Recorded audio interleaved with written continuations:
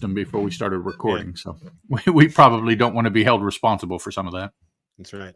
Hey, folks, we are live. Welcome to the Superman Super Show live. This is number 37. This is the 37th time we've done this.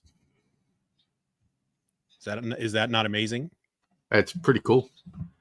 That's pretty cool. I meant to ask you this before we went live, but now I'm just gonna throw this out there in front of everybody. Do you mind if for this recording, for this live stream, we only do the Deucalia spy ring? No, that's fine. Okay. The only reason, this is not I got shit to do today or I'm not feeling it. This is all because I need the 2 episodes. When we're going to record 2 episodes on a live stream, I need them to start with an odd number and end with an even number, because Deucalia Spy Ring is technically the 2nd episode for season 8.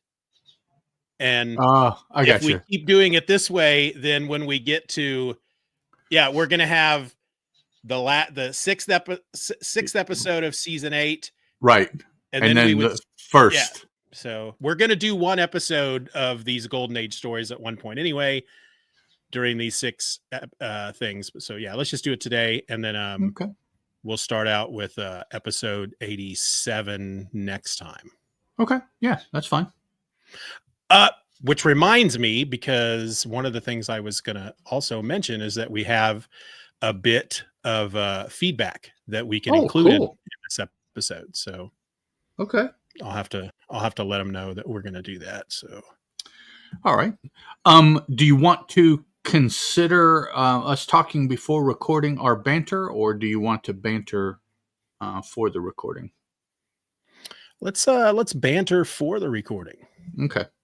I'll be a little bit quieter now. I'm drained after that that punch him up about, so I'm like, okay, yeah, I'll mellow. Yeah, I don't know if I have anything specific for banter, but maybe something will come to me. I'm not sure that I do either. Here it is. Brobdingnagians is how the we already did that one, now that I think about it, because we had that whole episode where I had a problem pronouncing the word. We spoke about it in the episode, but I don't know that we cover feedback about that, because I remember it coming up in the episode. Yes. Yeah, it's let's see, because this goes back to February. I'm pretty sure we did this one already, because it was feedback for episode 75. Well, that's Matthew 10 Cody. Episodes ago. Yeah.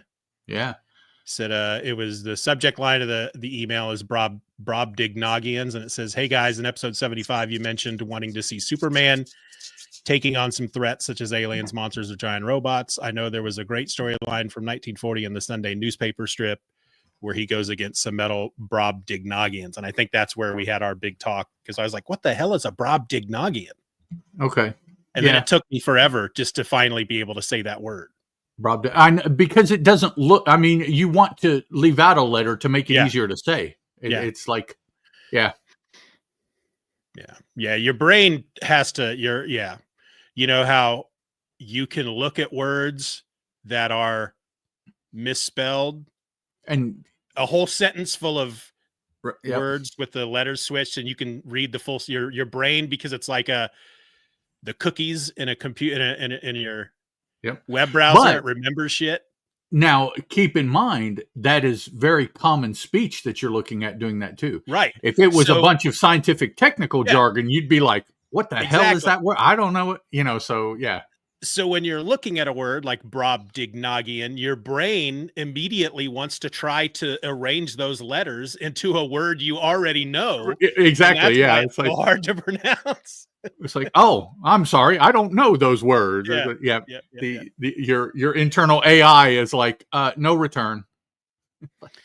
Also, I put the show notes together to continue what we were doing with the post-crisis, where I do the intro and the synopsis, and then you do the deep dive. Okay, that's fine. You okay with that? Yeah.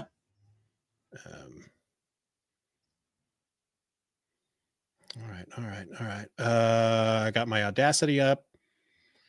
Go ahead and start recording. Test. Yes, 1 2 1 2. Yep, mine's going. All right, just give me a few seconds of silence there.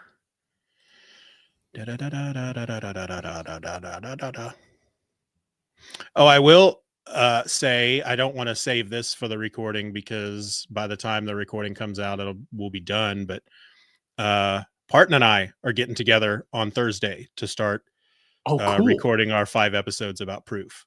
Excellent. So, are you doing it out so it can be watched, or are you doing? I don't know. No, I don't think so. I don't think we're going to live stream it. Okay. I don't know. There's no reason why we can't.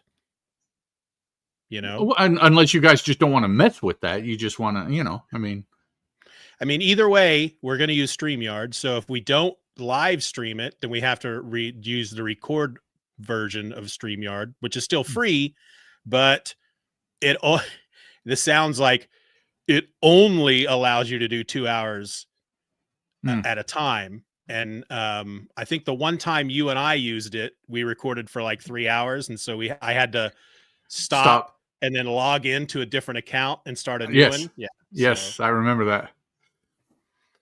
Oh, back about a month or so ago, I recorded probably my longest episode ever with somebody. It was approaching 4 hours of on time. Now, I don't think the show will be that long. Yeah. But yeah, it was almost 4 hours long. I think was that with Billy D? No, that's a new show that I believe I can speak on because the first episode came out as part of the JS April project that they were doing. It's JSA Secret Files. Oh, cool. With Diablo Frank. Yeah. And at the time we recorded, he indicated that ours was going to be the second episode. If that's still going to be the case, I'm not sure. So yeah. Cool. Yeah, I had edited an episode of Mike's Comic Shop Roadshow. His can be anywhere from an hour and a half to sometimes they're about 2 hours long. But this sucker was like 3.5 hours long. And yeah, it was a long, it was fun to edit. It was, I had to compress certain things just to, because it got to be a pretty big fat Audacity file after a while. I would say, yeah. All right. So I did say I was recording, right? Yes, I'm recording. Yes. Are you're recording? Yes, I am. Okay, let's do this then. I've had a bit of a coughing chest thing, so if you see me go mute and then look like I'm trying to get all red and express my lungs through my mouth, don't worry about it. Okay. Unless you see my eyes roll into the back of my head and I fall out of frame. Yeah. It's like I think Steven just passed out, but I'm not sure. Yeah. Even then, don't worry about it. I'm sure my daughter will be out soon. She'll discover me. Steven! Hey! Like, what's that noise coming from his headphones? He's still live streaming. That would be funny. All right. Happy Free Comic Book Day. Ah, yes, indeed. And tomorrow is Star Wars Day. Yes, it is. I usually don't do anything on Star Wars Day, and I've already made my daughter aware that I'll be watching a lot of Star Wars tomorrow. And she's very upset about that because she does not like Star Wars. Are you starting from the beginning? I haven't quite decided. I don't think so. I'm gonna start from the original trilogy. I think. Well, I'm sorry. That's what I mean. Yeah. Are you starting from the beginning as they were produced? Yes. Yeah. It's not. Yeah, I would love to do them as a timeline. Because from what I understand, when this second season of Endor is over, the way that the season ends, it just leads directly into Rogue One. So which it should, according to what it is. Yeah, right.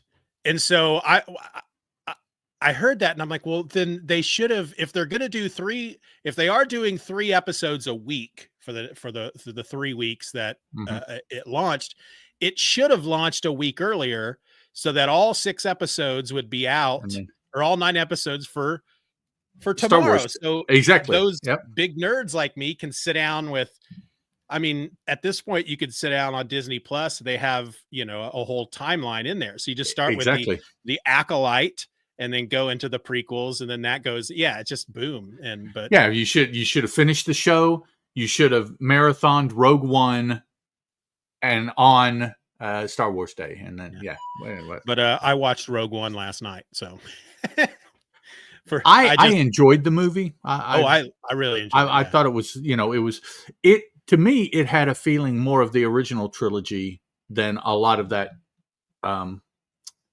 stuff that came after it. Yeah. So I really enjoyed it. Yeah. A lot of people think it's too dark. It's more down to earth. It's got why? Because everybody dies. Spoilers. Everybody dies by the end. I mean, yes, it's not something that we like to think about, but it's a freaking revolution. I mean, that is absolutely what happens. The Darth Vader scene at the end of that, where they board, because that one, practically Rogue One, leads right into Star Wars: A New Hope, because it ends. They've transmitted the data plans. There's the big rebel cruiser, and Darth Vader boards the cruiser, and in the launch bay of the cruiser is the smaller ship that Princess Leia escapes in, and that's what we see at the beginning. But see, he gets onto the big cruiser, and there's this hallway, and he is just killing some rebel soldiers. I mean, it's like the first time really that you've seen Darth Vader do Darth Vader. Do the kind of things that everybody else knows that he has done. That's why they're so afraid of him. We never really see it. Yeah. We see a little bit of it in those first 3 movies, but he's like, man, he just, it's such a great scene because it's this dark hallway, and they can hear that something outside's happened, and all these soldiers are they look to the end of the hallway where these lights have gone out, and there's some smoke, and it's just really dark. And then they just hear this. There you go. Yep. And they're like, what is that? And then suddenly his lightsaber goes, and the light around him is just red and smoky, and you're just like, oh shit. And he just proceeds to fuck them up, man. He just, it's great. And but I watched that last night, so I think tomorrow I'll just get up and start watching A New Hope, and just amen. Yeah, just start from the beginning. Sir Alec Guinness, and these are not the droids you're looking for, and heck yeah. I as far as the Star Wars movies, I like them all. I've watched them all many times. Solo, the prequels, the sequels. I've watched them all many times. The original trilogy, of course, is always my favorite, and I like Return of the Jedi. It's not my favorite of the 3 of the original trilogy. Right, and that's fine. What was I watching? Oh, it was my daughter's been watching Family Guy, so we've been we, of course, catch the 3 Star Wars episodes, and man, the one they do about Return of the Jedi is just they're just mean about Return of the Jedi. There's a point in that episode where Peter, playing Han Solo, just starts. He's getting ready to murder these Imperial officers, and he's making them dig their own graves because he's like, this movie needs some darkness. There's too many Muppets. I'm sick of these teddy bears. Dig your own graves.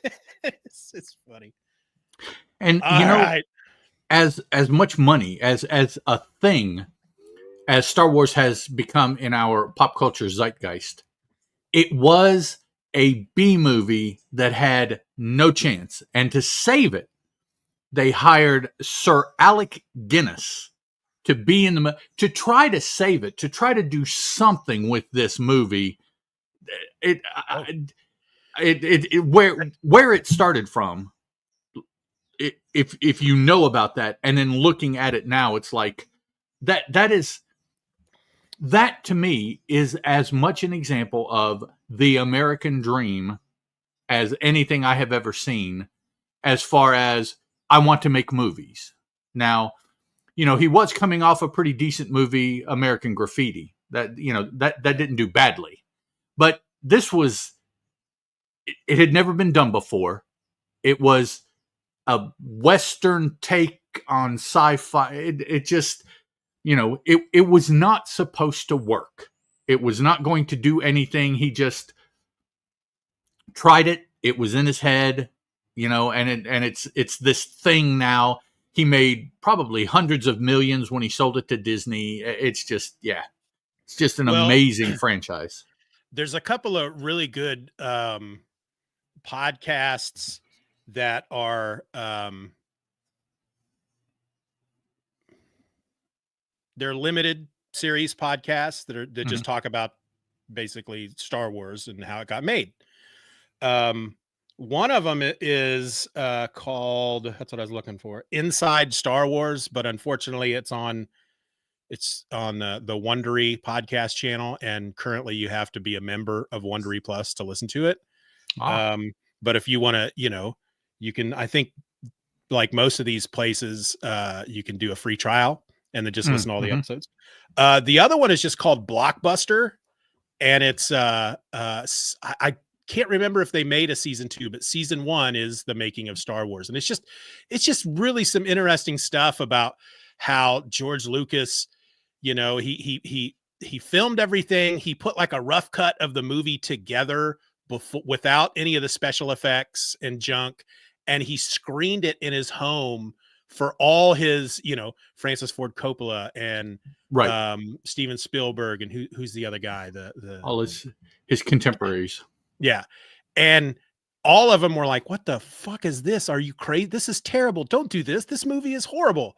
I think Steven Spielberg was the only one that was like, George, you're onto something. Keep doing this. This is great. But you think about it, Francis Ford Coppola's brain works in a completely different way from that. His movies are not like his. Steven Spielberg, on the other hand, it's like, well, their vision is kind of simpatico if you look at what they've done. So it's like that kind of makes sense that Coppola would be like, oh, this is, we understand, Francis. You make your movies and they're good. Yeah. These are different. Yeah. And both of the podcasts and a couple of books I've read have basically said the same thing, which is the movie really didn't come together and become the amazing thing it was. Well, first of all, his wife is the one that did the edit on it, which was a big deal for George didn't like people editing, but his wife was the one that did the final edit.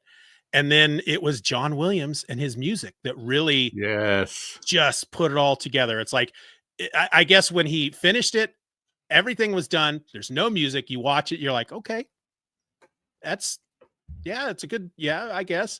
But you get the music in there and it's just takes that up a level. And he was, of course, recommended by Spielberg to George Lucas, because Spielberg had used him on Jaws, and it was almost like the same thing. It's like Jaws for Spielberg didn't truly come together until he heard John Williams' score, and he was just like, oh my God, this Johnny Williams, as they call him back then. Little Johnny Williams. All right. I was gonna at one point stop our Star Wars discussion and say, let's get this episode started and we'll get back to Star Wars in the episode. But at the same time, I think it would be kind of fun at some point for me to go through these live episodes and pick out stuff like this, cut it and put it together. Sure, behind the scenes episodes or stuff like that. All right, so let's get this episode started. Get this party started, right? Let's get it started, right? Get this party started quickly, right? Right? Play that beat. Bang. That's the podcast that I edit for Wayne Cordova, Flip City. At the end of every episode, they Wayne and Greg, when they're signing off, Wayne's like, Wayne just basically, catch you later, Greg, or something like that. And Greg's always like, party on, Wayne, which I think that's funny. I don't know why. I just think it's funny. All right, I'm stalling. The following episode was recorded in front of a live streaming audience on Saturday, May the 3rd, 2025. You're listening to the Superman Super Show, episode number 86, the Ducalia spy ring. Hello and welcome to the Superman Super Show. I'm a host. My name is Steven, and 1,000 miles over there to my left. Is that right? No, it's my right. Mm-hmm. Do that again. If you're looking at a map, it would be right. Yes. Yeah. I would be saying to the left. Yeah, if I'm facing north, you're to my right. Yep. And actually, and that's the thing. I'm facing north when I record, so you're always okay. You're always to my right. On screen, you're on my right hand, I guess. I don't know. Hello and welcome to the Superman Super Show. I'm a host. My name is Steven, and 1,000 miles over there to my right is another host, Mr. Ed Moore. Sup, dogs and dogettes and dogs of not either of those two genders, and dogs of no gender, and dogs. You folks know what I mean. Sup to everybody. All y'all, as we say here. You know, we spent a lot of time before we started recording this episode, during the live stream, and even before we started streaming live. We have spent the last probably 20, 30 minutes just talking. So I don't know that I necessarily have anything for the banter segment. Let me think for a second. Well, I'll go ahead and throw out here kind of what we talked about. First, happy Free Comic Book Day to everyone listening. When you do get around to listening to this, it will be in the past, but we are recording this on Free Comic Book Day. And cool in my mind is that this year, tomorrow, is Star Wars Day. Yes. So happy early Star Wars Day, or belated Star Wars Day when you're listening to this, however that timey-wimey stuff goes. So. The episode should release on June 30th. So it'll be well past both. Yes. Yeah. It'll even be a new season, won't it? June 20. Yeah. It'll be actually summer because we're still in spring. Yep. Yeah, we're in lawn mowing weather, which automatically makes me grumpy. There's this cycle that I've been going through for the past 10 years as winter turns into spring in this area of the country, where the grass is just dead and yellowed, and it's not just it's grass after a winter freeze, and then one day it rains and then the next day it rains. And then you get a day or two where it doesn't rain, but it's still wet and soggy. And then it rains again. And before you know it, the grass is like 3 inches high because you haven't been able to touch it because it's either been wet or raining. And once it's dry enough, then it takes forever to get. My lawn's not big, but the grass gets so high that first time that I have to mow it in segments. I got an electric mower. My battery lasts about a half an hour. It takes 4 to 6 hours to charge for like, wow. So it's like I go out there after work, I'll mow.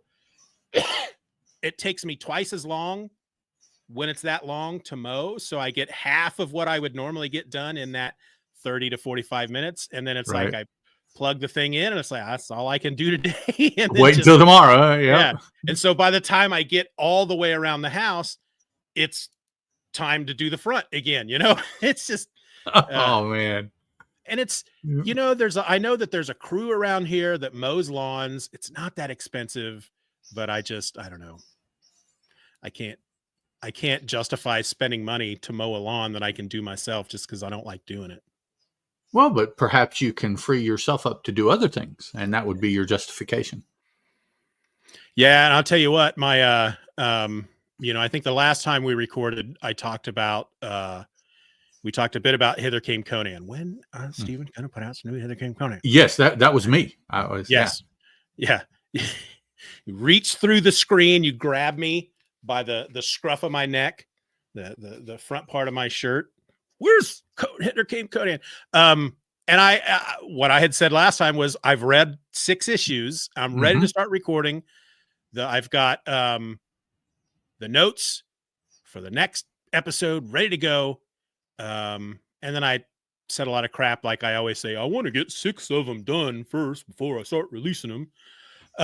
But my life, there have been a couple of changes that the time of day that I typically record when it's just me recording myself, that time is no longer available to me. And I'm finding it hard to find time to record at this point. And hopefully I get back to having more time. And so that's honestly, that's the big hold right now, is that, so you're making excuses for having not done it, basically, is what you're saying. Okay. But I did make a decision. Okay. Well, that's part. I'm gonna, I'm not gonna wait until I'm just gonna record and release the fucking episode, right? I don't want to wait, because if I wait until I have all 6 of them done, they're never gonna fucking get done. So, yeah. It doesn't mean you still can't consider those 6 a season and do another topic, right? Or what, it doesn't affect that. So it's like, well, might as well.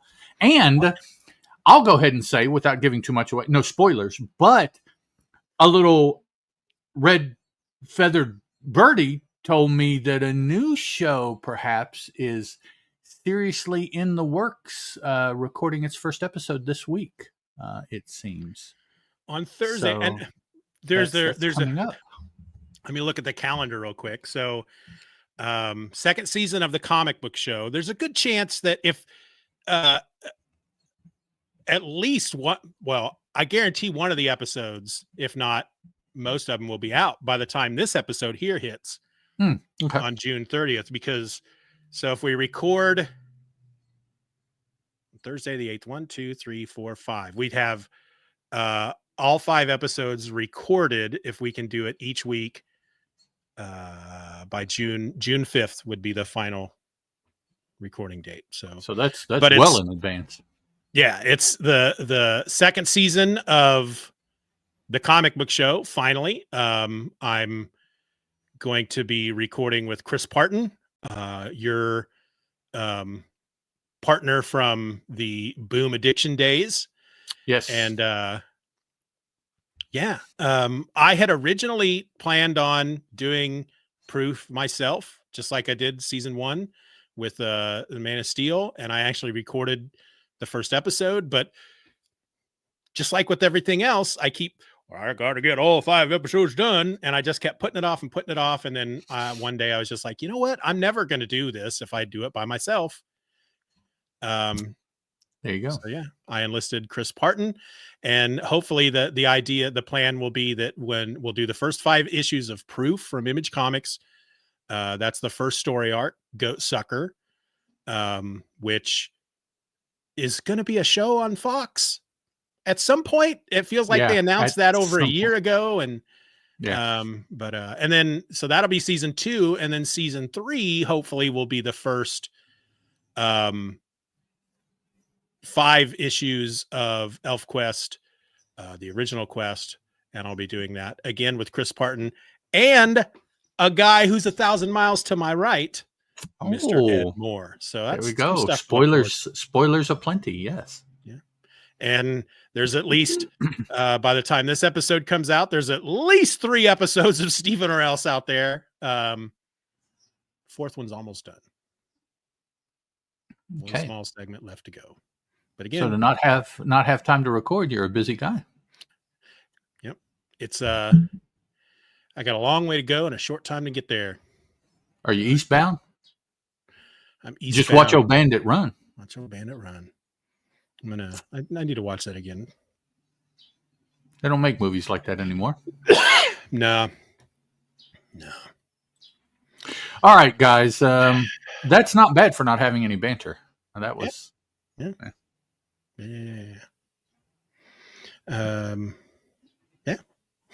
I felt like I had something else to say, and then my mind was like, hey, don't forget to, never mind.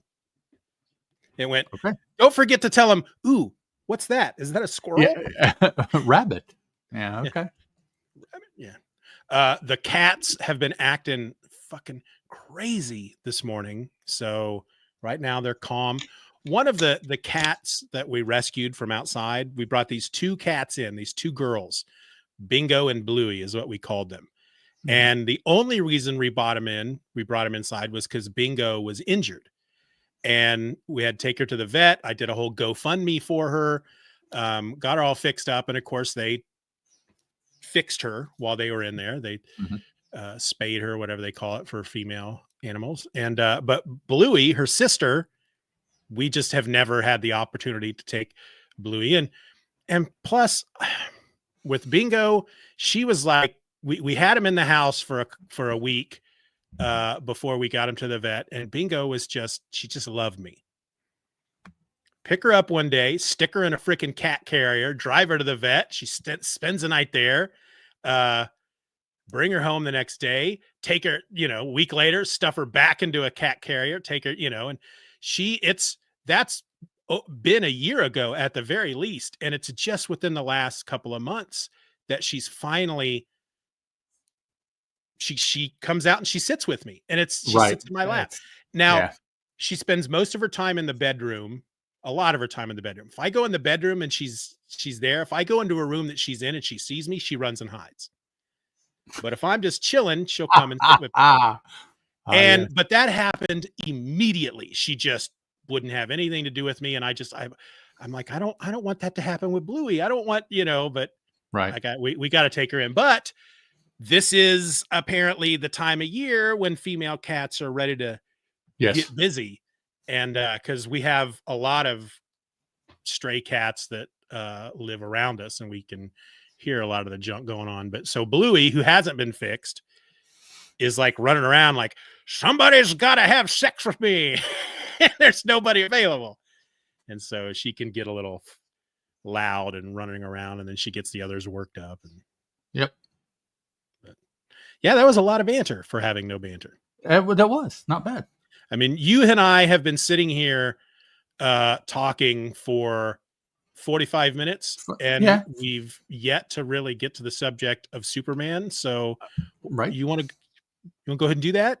Yeah, we might as well. I mean, if somebody is there in the chat room, they're probably waiting for that. So yeah, I mean, I'm not a marketing genius, but there's part of me that feels like if you're going to do a show called the Superman Super Show, people are going to expect you to talk about Superman. I mean, people's expectations, take them or leave them. I think that's a fair assessment, though. I would go with that. Yeah, probably. We can't let the listeners control our show, but I think it's okay for them to expect us to talk about Superman. It's fair. It's fair. Yes. Yeah. So today we're going to be looking at the Deucalia spy ring. This is the 4th story that appears in Superman number 10. According to Mike's Amazing World of Comics, it was written by Jerry Siegel and the art was by Wayne Boring. Superman number 10 is a cover date of May/June 1941. But according to Mike's Amazing World of Comics, it has an approximate, it probably went on sale March 5th, 1941. And here's what happened in the story. At a sports festival featuring athletes from the country of Deucalia, Lois and Clark spot a discharged Navy officer, Captain Lang. After they leave, Superman returns to show up the Deucalian team. Lois suspects Lang of working with the Deucalians and breaks into his room. She is captured and brought into the harbor where an experimental vessel is docked. Superman follows them and allows himself to be captured in his Clark Kent guise. The vessel is a submarine that Lang is selling to the Deucalians and Carl Wolf, though I assume it's pronounced Wolf. With a V, Wolf. Yeah. Lang, however, is not a traitor. He was trying to capture the spies, but he was uncovered. The spies launch Clark out a torpedo tube, but he returns with Superman, defeating the foreign agents and recovering this vessel. Ed, what'd you think about this one? I think we are back to the dang, a lot of stuff happened in that story kind of story. Yeah. Let's pull back the curtain a slight bit here. Everybody, of course, knows that we record these episodes way in advance. The episode that landed before this one, episode number 85, we had recorded before we switched to this whole 6 episodes Golden Age, 6 episodes post-crisis. So episode 85 has been sitting out there recorded since December. December is when we recorded that. Really? So, wow. I didn't realize that. So for us, for you and me, this is the first time reading and talking about a Golden Age Superman story since December. Mm-hmm. Okay. For the listeners, of course, they just heard us talk about that a couple of weeks ago. But right, for us, it's like we're back. And I agree. This story is like, it's okay. Remember the first time we came back because we had stopped recording the show for a year or something like that. We come back and the first episode, the first Golden Age story, we're both like, this is a great way to get back into the Golden Age of comics. Exactly the same thing here. It couldn't have been a more perfect story because it's fun. And actually, I have to admit, there are some things that Superman does that I don't really think I agree with. I don't think they were cool. Yeah. So, yeah. All right. So, yeah. There's a moment in this where, it's like, we'll get to it. Do you mind if I read that first box there on page 1? Yeah, the narration box, the radio voice before the episode starts kind of thing. Yeah, go ahead.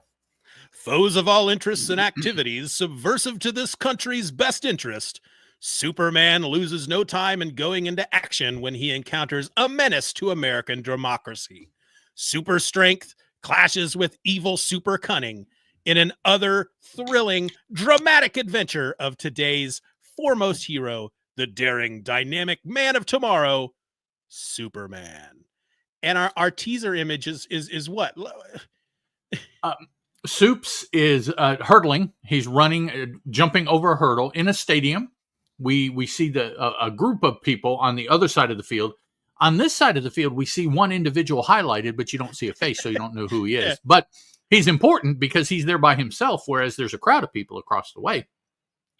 Superman is running. He's jumping over a hurdle, carrying some dude, we know now, having read it, it's an athlete, under his arm as he's hurdling. So it's like he's hurdling with the athlete to show how strong he just for the image. It's like, why would Superman be doing that? What's he doing? It makes complete sense once you've read the story, but just reading that box and looking at the image, you're like, what does one have to do with the other? What the hell is going on here? I don't get it. Yeah. Maybe in 1941. I don't know. I think people still know. Yeah, I don't think so. So why don't take us through the story, and then of course, like always, we'll interrupt each other with stuff that we noticed. All right, so we are told, and you can kind of tell, but the narrator tells us, editorial office of the Daily Planet, and we have Clark, we have Lois, and we have Chief, who we have made it a point in the past we now see. Chief, we are looking over the shoulders, in essence, of Clark and Lois at Chief, whereas it used to be the other way around. So I feel like if we were talking about current books that were coming out the week that we're talking about them, that I feel like God, how do I say this?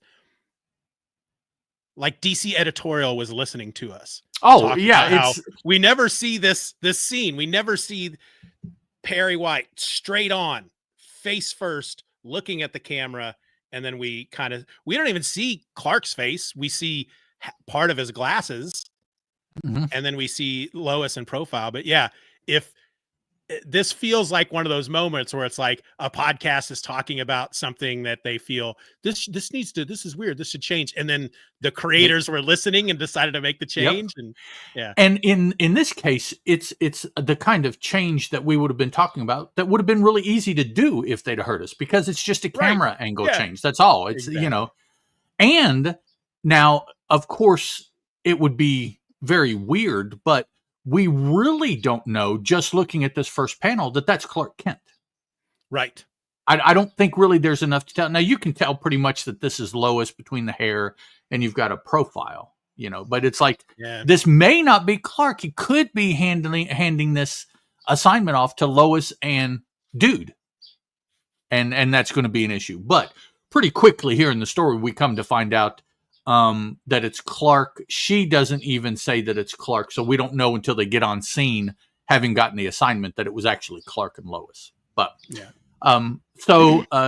Steve has our duo covering the Ducalia American Sports Festival at the Municipal Stadium there in town. Lois is not. Oh no, she is. She does like going to these things. Now, if you no, she's being sarcastic. Now, if you only send us to a ball game tomorrow, so she doesn't want to cover. I guess it's sports is what the she's alluding to. She doesn't want to cover sports. Well, that's the thing. Is it sarcastic? We can't be 100% sure. Maybe she's really excited. She loves sports. She's a big sports head, and she wants to go see a ball game tomorrow. I take it to be sarcasm. It's funny how back then, of course, all through gold and silver, most of the Bronze Age, up through the modern age, the writers felt that they had to really spell out everything that was happening in a panel, right? It's like you can't, they either have the caption box tell you exactly what's happening, or the hero or villain has a thought bubble going on and they're thinking about exactly, I'm going to grab up this chair and throw it to that person and blah, blah, blah. And nowadays, they just trust that the reader understands what's going on in the panel. Finally, but at the same time, it changed. At the same time, I think nowadays, if they had a character like Lois doing a line like this that was meant to be sarcastic, there'd be something in there to point that out. And it would probably be one of the other characters going, "Oh, sarcasm, Lois, that's above you," or something like that, Something, yeah. Yeah. But they couldn't do that here. They spend a lot of time with it telling you exactly what's going on in various panels that you can see for yourself. But the one time you're like, I'm pretty sure Lois is being sarcastic, but they don't tell us. So we just have to assume. Yep. Because that's not clear. That's what's funny about it. Okay. So they go to the stadium. Well, here now, see, she says, "I don't like this, Clark. Ducalia is on unfriendly terms with us." And this looks more like an anti-American demonstration than anything else. We have a salute by a couple of the athletes that is reminiscent of a fascist salute from World War II that anyone that has been alive since World War II is familiar with, I think. So moving on. And I don't know, Steven, I'll say this, and it could get me in trouble, and if it does, I'm sorry, but we may see something like this here before too long when a big military parade goes off in this country. Yep. I would not be surprised because there will have to be some kind of recognition that the people in attendance are there by those in the parade. I don't know what that recognition will be. I don't know what form it will take, but that is just standard of that type of situation, is that you recognize. Now, in America, we have that symbol. It's a 45-degree hand to the forehead. That is that symbol. Yep. Perhaps that will be the same symbol. I'm curious to see if it is or not. And by the time this episode comes out, I think if that parade's happening, it will have already happened. Because isn't that supposed to be like June 7th or something? Something like that. Yeah, it's in relation. What is Veterans Day? It's his birthday or something, I think. Yeah, but isn't it the same day as Veterans Day? No. Well, Veterans it's the same day as November 11th. It's like Victory Day. Oh, okay. For World War I, maybe Armistice. I don't know. Yeah, Armistice Day. Yeah, it's the same. His birthday is the same day as some military remembrance here in the U.S. I forget what it is. Throw up in my mouth. Yeah, sorry. Okay. So, and it's interesting because, of course, there was no way of telling this ahead of time, but there are yucky parallels with a lot of the things we see in this story, or at least things that are alluded to, and things right now we see in real life. It's very unfortunate that there are connections of that nature to be made right now, but there are as we're recording this. And I don't remember the full line or the context behind the full line, what it originally meant, but we hear people say those who do not study history are doomed to repeat it. Yeah. That's why we're seeing these similarities. Yeah. And anyways, I've got to stop, or we'll keep going into this. The Superman Super Show political edition. Yeah, really. Washington. Says nothing. These episodes have nothing to do with Superman. We're just going to vent. Yeah. 3 or 4 episodes in a row to get it all out of our system. Yeah. So Lois and Clark are sitting down, and she's looking around at the people there, and she notices over here to the side is a Navy officer named Lang. Does she say Captain? Captain Lang is here watching, which actually he's discharged as far as she knows. So it's former Navy Captain Lang, which I don't quite understand, except for the story itself, why that would be suspicious. I mean, so let me try to put this into a little perspective for the time. Of course, we both know we talk about this almost every time we talk about these Golden Age stories, is that World War II, of course, is going on at the time. America is not involved, though I think we have been sending like ships and supplies. Maybe and whatnot we've been sending supplies of some sort. Yeah. I went on to Wikipedia this morning just to kind of look at certain things around this time, because one of the things that this story made me think of, because just this initial opening part where they've come to this Ducalia American Sports Festival here in Metropolis, or it made me think of this book from Comixology. It was a Comixology original comic. When was that from? I don't see it. 2021. It's called We Only Kill Each Other, and it set during the time of World War II, and it opens with one of these big American Nazi festival rallies that happened in New York City, but it set in 1938. And so I did a little bit more digging. You've heard of the German American Bund. Basically the American pro-Hitler, pro-Nazi organization. Looking at Wikipedia, I don't know when they were founded, but they held a rally in Madison Square Garden in February of 1939. And I'm sure that's where they're getting the inspiration for this story.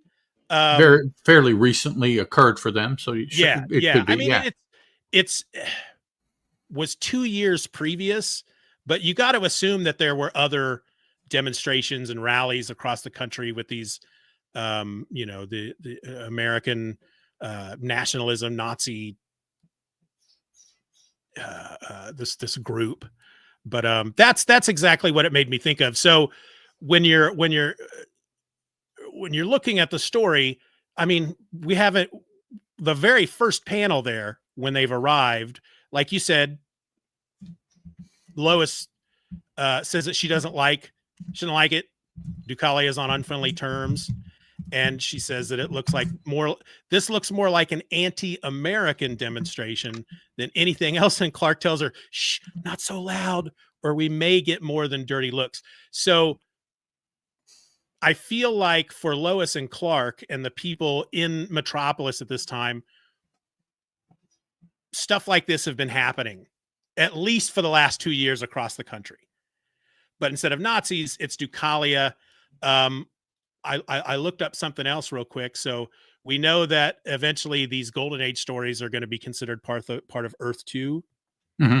And so Earth 2, I found this on dc.fandom.com, and Earth 2's version of the months leading up to World War II, the Axis powers included Boralia, Bulgonia, Deucalion, Luxor, Napkan, Napkan, which I'm assuming is their version of Japan. I don't know. Nastonia, Nural, Nural, Oxnalia. So these names are great. Saronia, Thoria, Torin, and Torpany. A lot of Ias, though. Well, and I would suggest that those must be a lot of East European countries. Yeah. Is what they're doing with those, and then maybe some of those other names once you get down towards like the Mediterranean, Italy, although Greece wasn't, but there was a, maybe that's what we've done is they're using countries in the Eastern Europe down towards the Mediterranean area there. Yeah.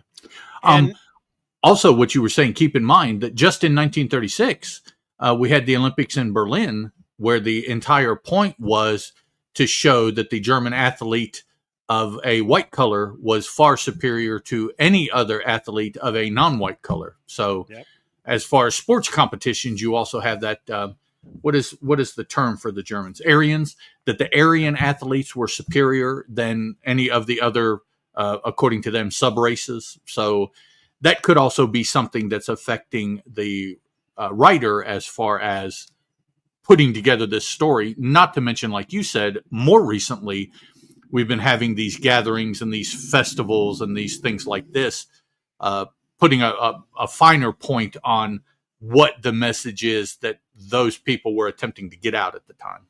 Yeah. And I'll say this real quick, and then I don't know if I'm going to have a lot more to say beyond that as we go through this. So it's like I'm getting all my shit out right up front. But one of the things that we've also mentioned a lot over the last number of episodes, talking about these Golden Age stories, especially when they're dealing with what appears to be the World War II, because of the time period. And we've talked a few times about why don't they just call them? Why don't they just say it's Germany? Why don't they call them Nazis? What they're alluding to? Yeah. Right. Is it something that they are, that it's maybe it wasn't politically, I don't know, to call out a nation like that. But Captain America #1, I don't remember exactly when it was released because I didn't save. I had that page pulled up and I lost it. Captain America #1, I think, came out before this issue. It may have even been the previous year in 19, could have been 39 or 40. 41, I believe, is when Captain America #1 dropped. Late in the year, for some reason. I'll look real fast and see. I was just looking at Marvel stuff the other day like that. Yeah. Look that up because I thought I saw. I was looking at a timeline of events in America during the first half of 1941, specifically in regard to World War II. That's the search I used. And this says March 1, 41. Okay. So I'm sorry. It was the early part of the year. Yeah, about the same time. Unless it's cover dated March, then it was released a couple months earlier than that. So right. But still, I think 1941 is given the year. Yeah. You can argue, I guess, what month it was.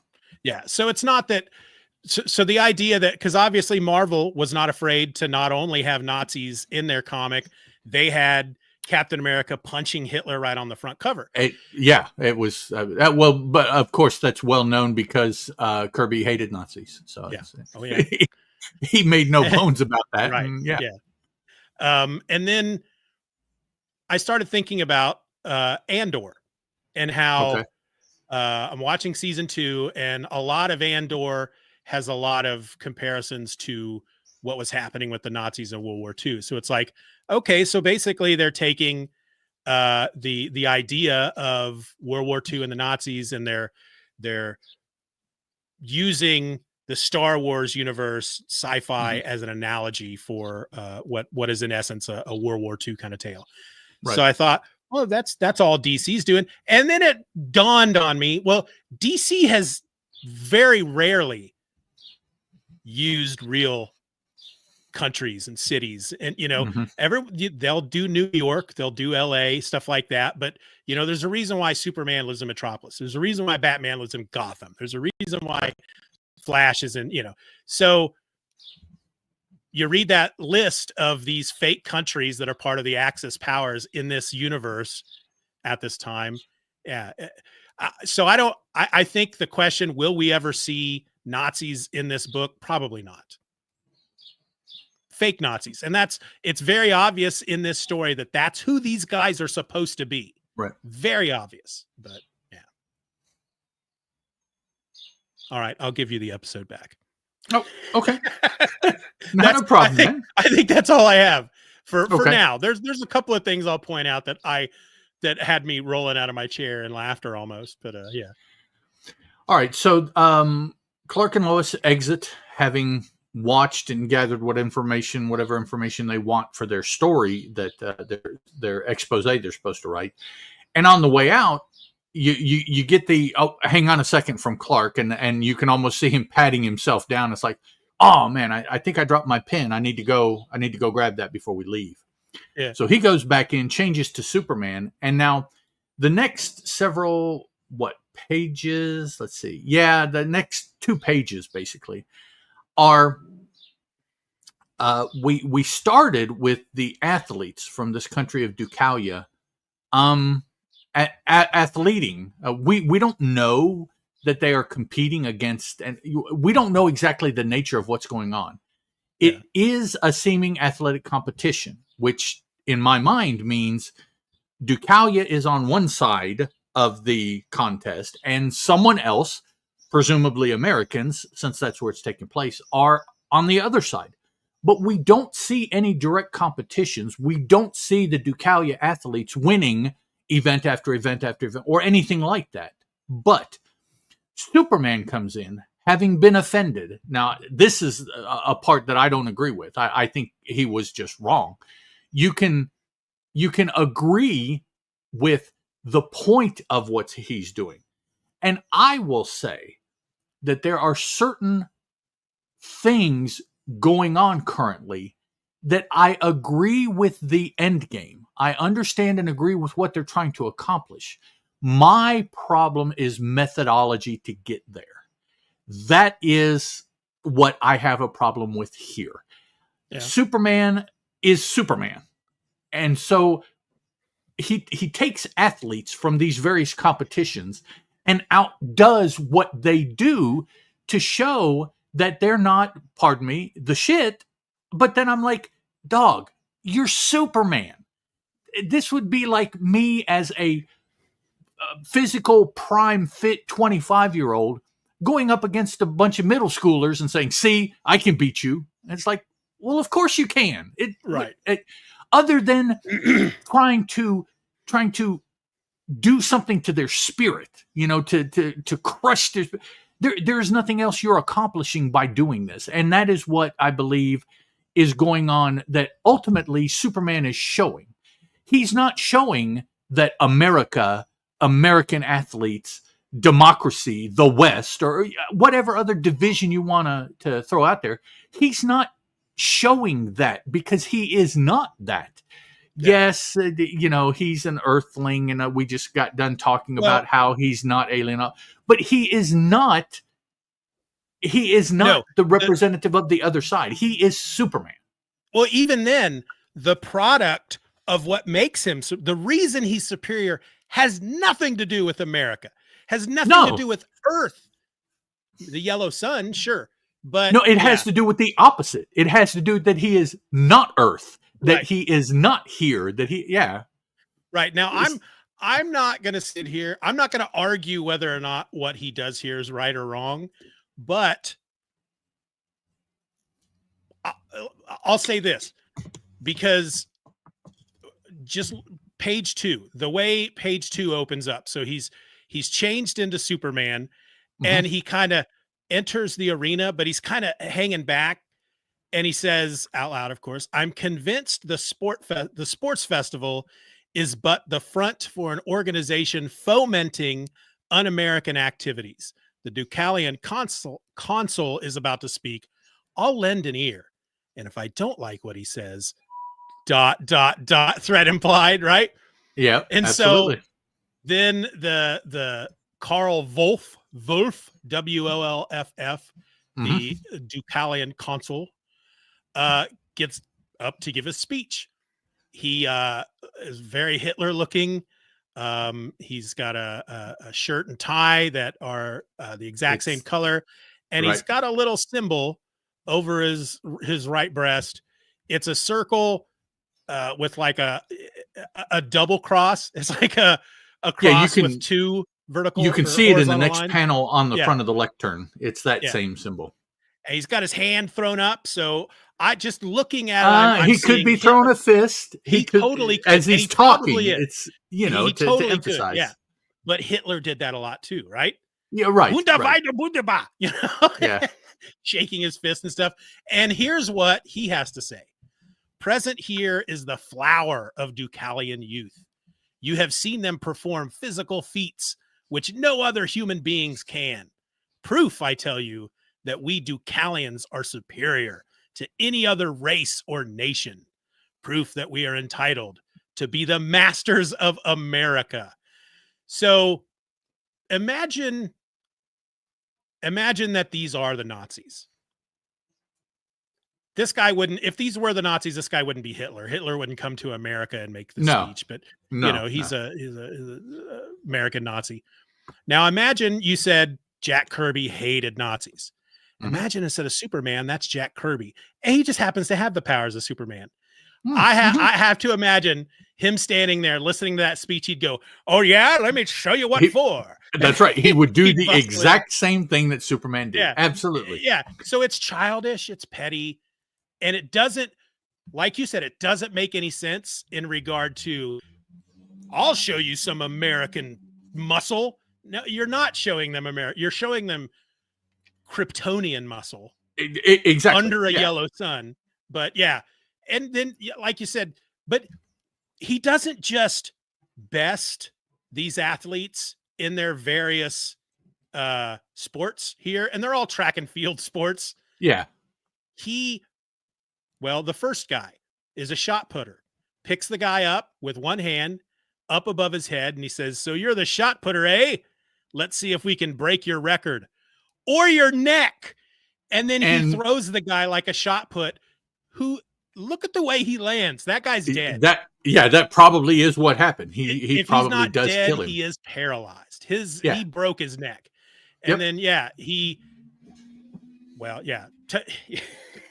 doesn't just beat them. He does things that they are not capable of doing. You know, it's not like, oh, well, he just outjumps them or outruns them or something. It's like, no. He Supermans them in whatever their respective event is. So, they have no chance. So you've got the shot put, you've got the high jump, you've got the hurdles, which the final panel on this page is, in essence, the scene that we see in the first half-page splash of him carrying the athlete hurdling. So he's, actually, I'm sorry, the hurdle, but he also does the 100-yard dash. Where he grabs the guy by the shirt in the back of the pants and does the 100-yard dash with him in front in 2 seconds flat. So that guy is like rug burned from top to bottom. He's a walking scab now, walking out of here because he's all the flesh has been rubbed off of him 100 yards into. Yeah. So, yeah. And that's what's funny because he takes these athletes with him. So you're the pole vaulter, right? He picks the guy so up. He jumps with, yeah. Yeah. The hurdler, he hurdles over all the hurdles in one leap, carrying the guy with him. Like you said, the sprinter, he picks him up by the back of his neck and the back of his shorts, and he runs the 100-yard dash in 2 seconds. So these guys, the shot putter, like I said, if he's not dead, he's paralyzed. Yeah, these other guys probably suffered from, if not minor bruises, some broken bones. The 100-yard dash guy, I bet he got some whiplash. Starting and stopping. Yeah, yep. It's very reminiscent of Superman destroying anything that has to do with an automobile in that issue that a friend gets run over by a car, and he's just like, fuck all this, and just destroys the car lot, destroys the manufacturer that is making the cars. This is kind of the same thing. It's like he can just suddenly turn into a super powered baby at sometimes, at times during these Golden Age stories. And, you always, what would happen if Superman went bad? And here's a guy who has a lot of arguments. People, well, Superman wouldn't go bad because he's Superman. And that's one of the things that's great about him is that, but here is a Superman. Yeah. Here is a Superman that I think is kind of walking the line. He could tip over pretty easily depending on what may go on around him. Yeah. And this may be unpopular also, but this is going to be my thoughts. Okay. This gentleman from the Deucalion Council, his little speech. Okay. It's my understanding, and it is my belief that in this country, he has every right to stand there and say what he's saying. I do not disagree with him being able to voice this opinion at all. Now, beyond this, putting this opinion into some sort of action, that is where he very likely will run afoul of my belief and what I believe should occur in the United States. But to be very clear, I do not have any problems with him being able to speak his message. Yes. Anything beyond that, yes. He has the right to have this opinion. I believe 100%, and that is what I will defend. He has the right to have this belief. Yep. And I have to say that because now we are finding that even this puts him on someone's shit list and would cause him trouble under the current powers that we have now. And that is wrong. I disagree with that. It's wrong. No, I agree. I mean, the Wolf, he's not breaking any laws. They probably got the right permits to hold this festival. He's just being an asshole, basically. He's being a white supremacist. I'm better than you, asshole. Yep.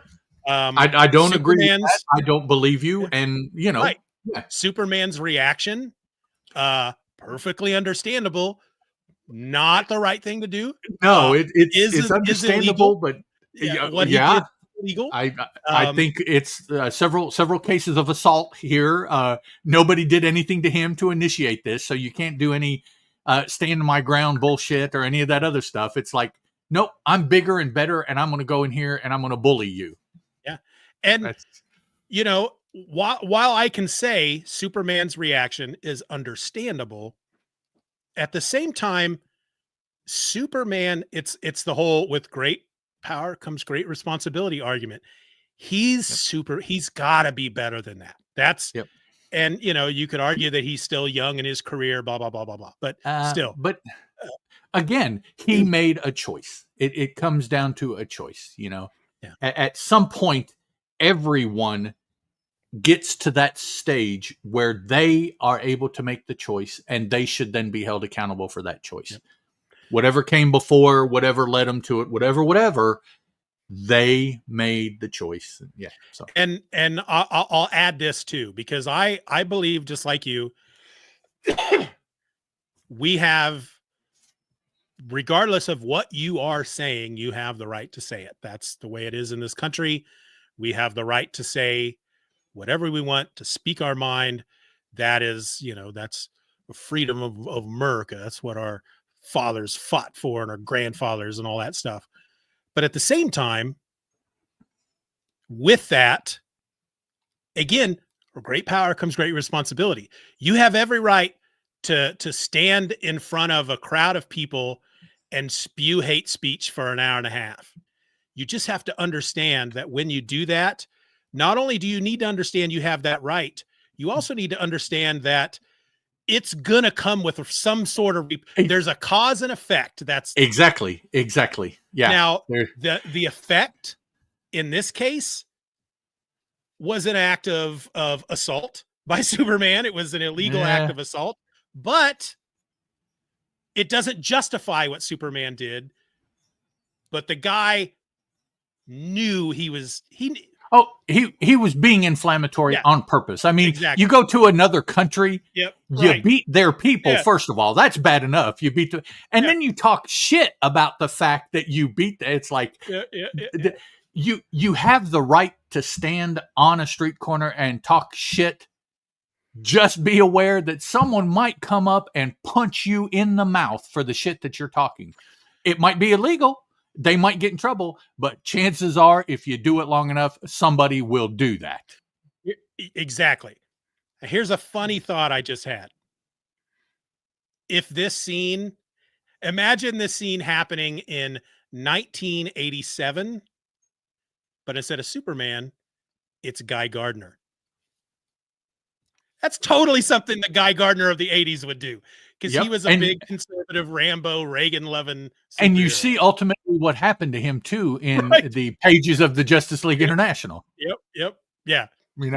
Not necessarily related specific instance, but overall, over time, that character and the famous confrontation with Batman, where Batman just finally had enough. And yes, that's exactly it. You have the right to say that, yes, but be aware. That's all. Be aware. Don't come whining when that's what happens, because you knew there was a chance of that happening and you chose to do that anyway. Yeah, that's the problem I have these days with, a neo-Nazi holding a rally in freaking Oregon or somewhere and blah, blah, blah, spewing a bunch of hate. And then people go online, blah, blah, blah. He can't say it. I have the right. I have freedom of speech. Yes, you do. You do have the right to say that. Yeah. Somebody's going to come up and punch you in the mouth eventually. Yeah, exactly. Live with that fact. Whether or not they have that right, that is what's going to happen. Exactly. So don't come crying to me. I'll do what can be done legally because that happened to you. Yes, because that's also part of the whole picture. But be aware that and part of that, the effect, part of that in this day and age are all those people going on social media and on the news and all the pundits. I can't believe they said that. We should vote them out of office. Blah, blah, blah, blah, blah. Yeah, it's that is not the way it works. That is not the way it's intended to work. And so then well, I have the right to say what I want. Everybody wants to throw me under the bus and why? Well, that, Yeah. And yeah, they have the right to throw you under the bus, and that's it. Now, if they're not, doing anything, if they're not slashing your tires or whatever, you had the right to speak. They have the right to speak. That's the way that goes. Any coin you can imagine has a flip side. If the one side is viable and is possible, the flip side is viable and possible as well. Please, there is no one way it happens. It's like, no. There's always two sides to everything.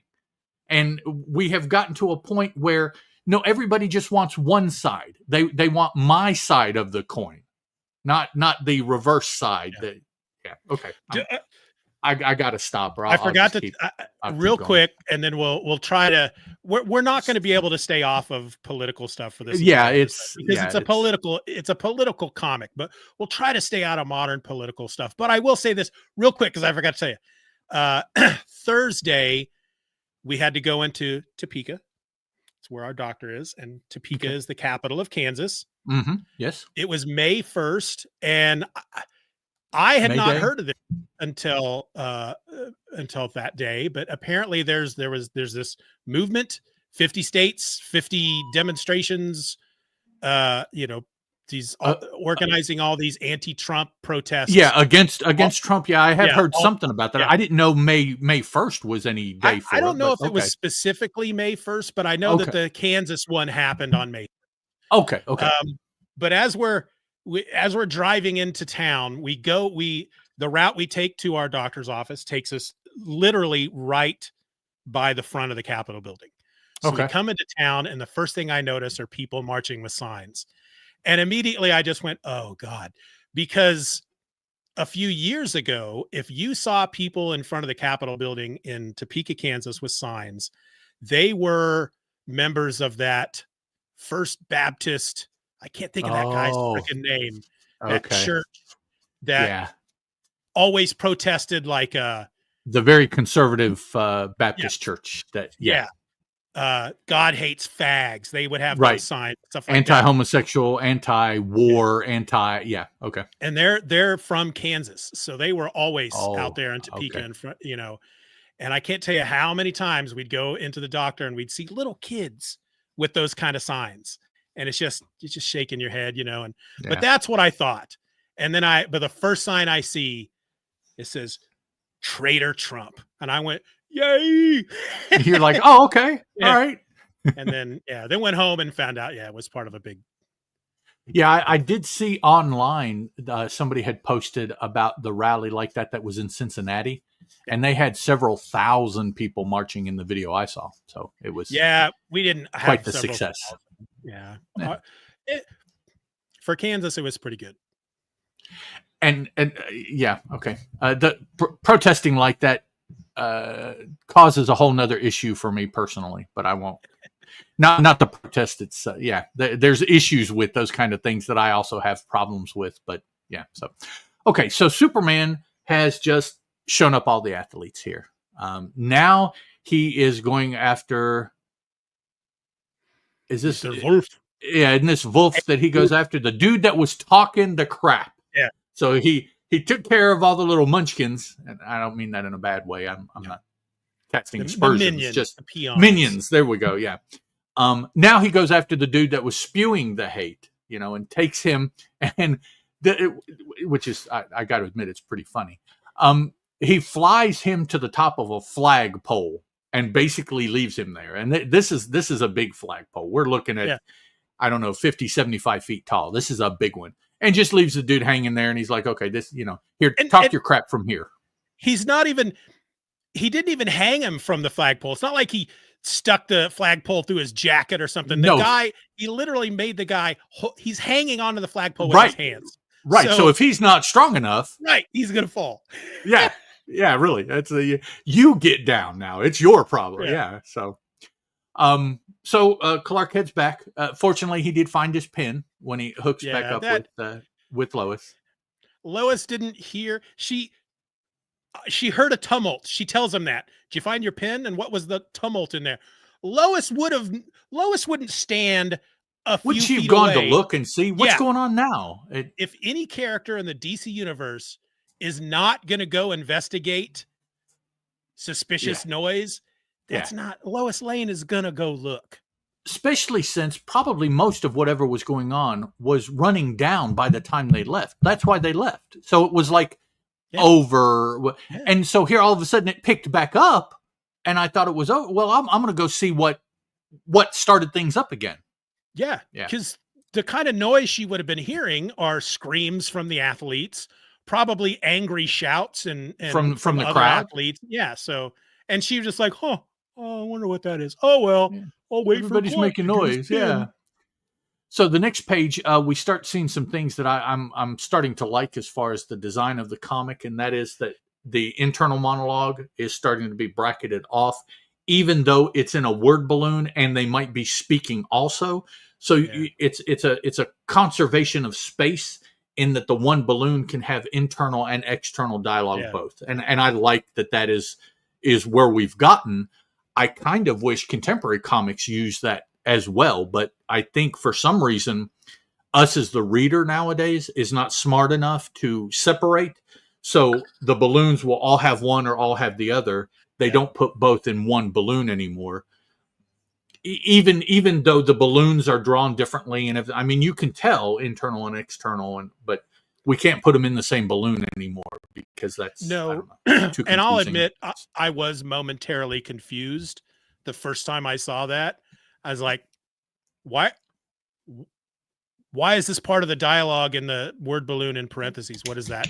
It didn't take long to realize. Oh, that's their inner. Those are their inner thoughts. Yeah, it's inner. Yes.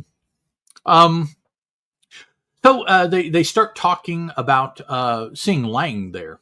That seems to be the most important thing. We're told here by the narrator, Lois makes a beeline for Lieutenant Ferguson of the Naval Intelligence. Lieutenant Ferguson looks suspiciously like Clark Kent. He does. That's not from the second panel to the third panel, if you're not reading. Same hair color, eyeglasses, same suit, same tie. It's like, if you're not really paying attention, when you look at that, you're like, why is she talking to Clark about the Lang Navy? What? But yeah, the narration box is the only way basically you have to tell the two apart, particularly since they're juxtaposed panels. And I really enjoy the conversation the two of them have there in those first two panels before they split off, because it's Lois is, we need to look into this. This deserves investigation. And Clark's, you're just wasting your time. But then he's thinking, I have to keep her away. I got to discourage her from doing this because it's going to be dangerous. I don't want to get hurt. And then she's thinking, he doesn't want me to investigate this because he's going to take the story for himself. Right. And it's really, I enjoyed it. We'll talk about this here in a bit, but the story structure in this story is very, I think for the Superman stories we've read up to this point, I think the story structure in this is unique. Mm-hmm.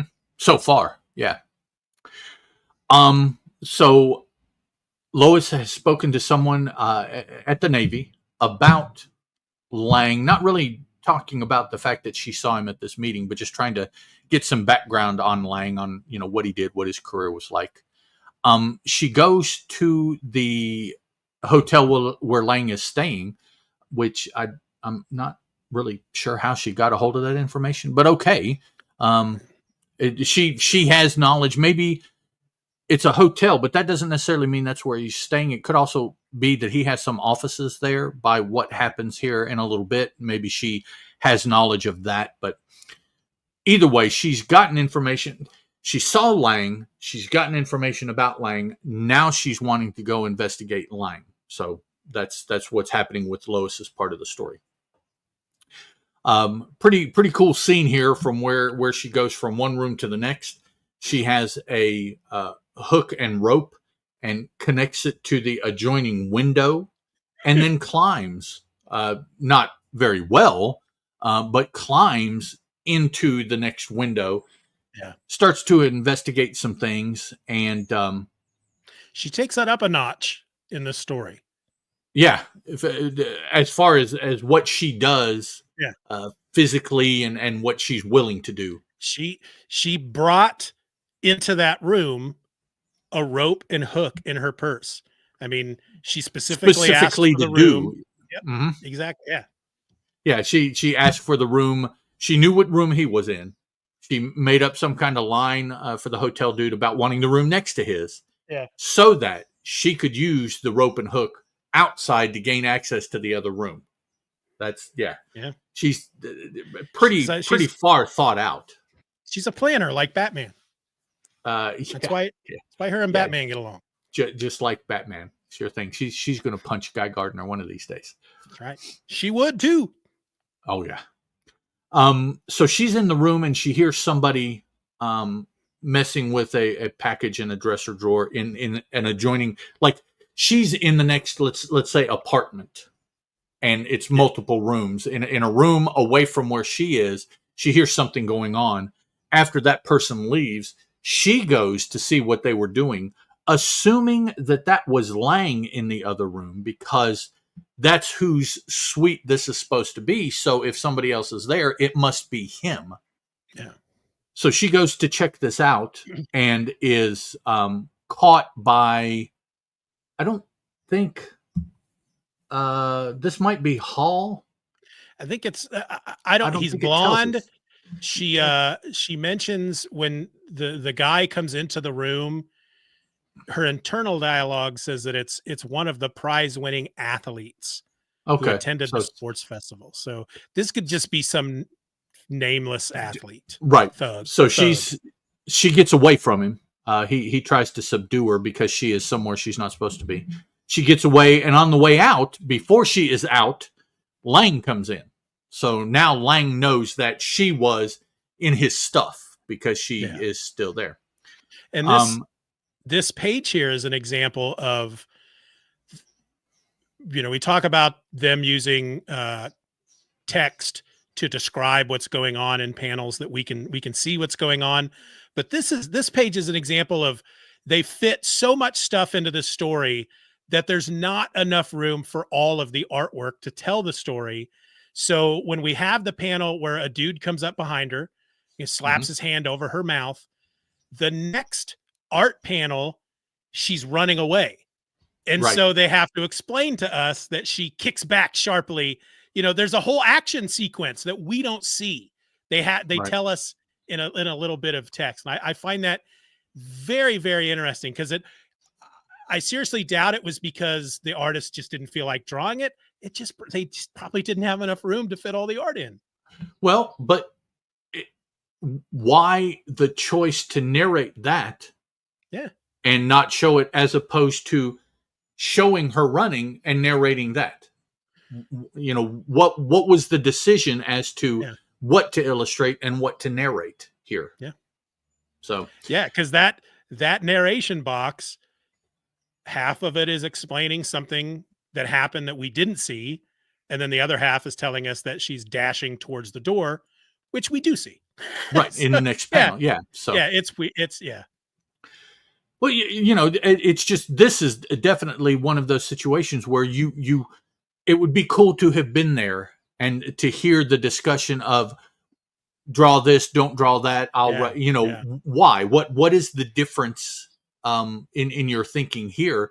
Whereas, I don't know, in another story, maybe, the next story, maybe there won't be any narration boxes at all, and it will have been determined to draw it all out. What differs from story to story? Yeah, because I don't think those decisions are not made. I don't think they're artistic decisions. I don't think they're like, well, let's do this because artistically it fits because these were like they were churning out stories that I'd be interested too, because we know about the Marvel method, Stan Lee, in the Stan Lee days, where he would basically just sit down with the artist and say, let's do an issue where the Fantastic Four fights some giant monsters. And Ben Grimm has to, at one point, get in a fight with Johnny. And then the artist tells the story. The artist does all the work. Right. A beginning and an end. Yeah. And maybe a beat or two in there that he wants thrown in. Otherwise, the artist wrote the story. Yeah. I'm sorry. That is what happened. It's exactly what happened. And then Stan Lee would go in and look at those final pages and then determine the dialogue and the narration to go along with the art. Based on the art. Yeah. Yeah. So I don't know how they did it. If anybody knows how it worked at this time, where did writers do full scripts like some of them do nowadays, where they describe everything? I'd be really interested. That's a good. Let's find somebody who can tell us. Let's go. Somebody out there, tell us. Tell us. Maybe we'll have you on. Ooh, threat. No, that's a carrot. It's not a threat. It's not the rod. It's the carrot. You listen to us, or we'll make you be on the show. Yeah. I don't even want to listen to it. Why would I want to be on it? And keep in mind, I am no crap detective. Right. Yeah, you can't believe anything I say, but so right there. Yeah, Steven says he's full of crap, but I am a crap or ill crap or whatever it would be. It's of course I'm the one that changed his thing to say no crap detected. So if I'm full of crap, maybe he's not. Maybe I am because we're both full of crap. That's what that means. That's the whole point. Is just that slight bit of doubt. That's all you need. Just a little bit. Lois is trying to get out, runs into Lang, coming back into his digs here. So, he grabs her up, and as he's holding her, Hall, a dude that we're going to know is named Hall, shows up. He's a flunky. So now we have two bad guys, and we have one good guy. And unfortunately for the story, the good guy is Lois. She's a girl. Girls at this time, they don't really. She got away from one dude, and that's okay. She's not going to be able to get away from two. Oh, but look, she gets away from two by assaulting a third. And so what she's hoping, it says that she hopes she'll get arrested. But I think what she's hoping is dude that she kicks in the knee gets pissed and wants to punch her boyfriend in the mouth because he's not controlling his girl. And that's not what happens. Yeah, she kicks the elevator operator. Right. Yeah, that's one of my. I'll just say it now. This is my favorite moment in the story because it's such a weird addition because it goes nowhere at all. No. She's like, I've got to do something. I have to do something. I'll get myself arrested. Kicks the elevator operator. And then all that happens is Lang just tells the guy, "Oh, she's mentally unbalanced. We're taking she's crazy. It's okay." And somebody's like, "Okay, all right. Hold on just a second. I got to check on something. Hold on. Be right back."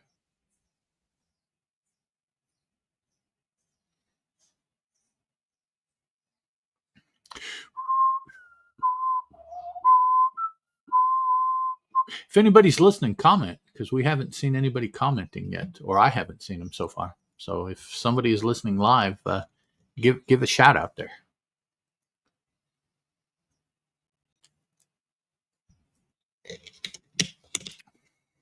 All right, back.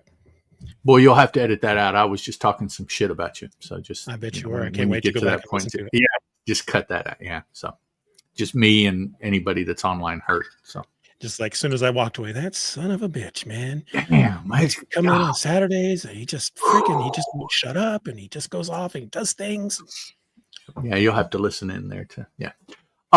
So yeah, like you said, Lang just gives the crazy broad excuse to the elevator operator, and he's like, "Oh, okay, I understand. Wink, wink. I got you."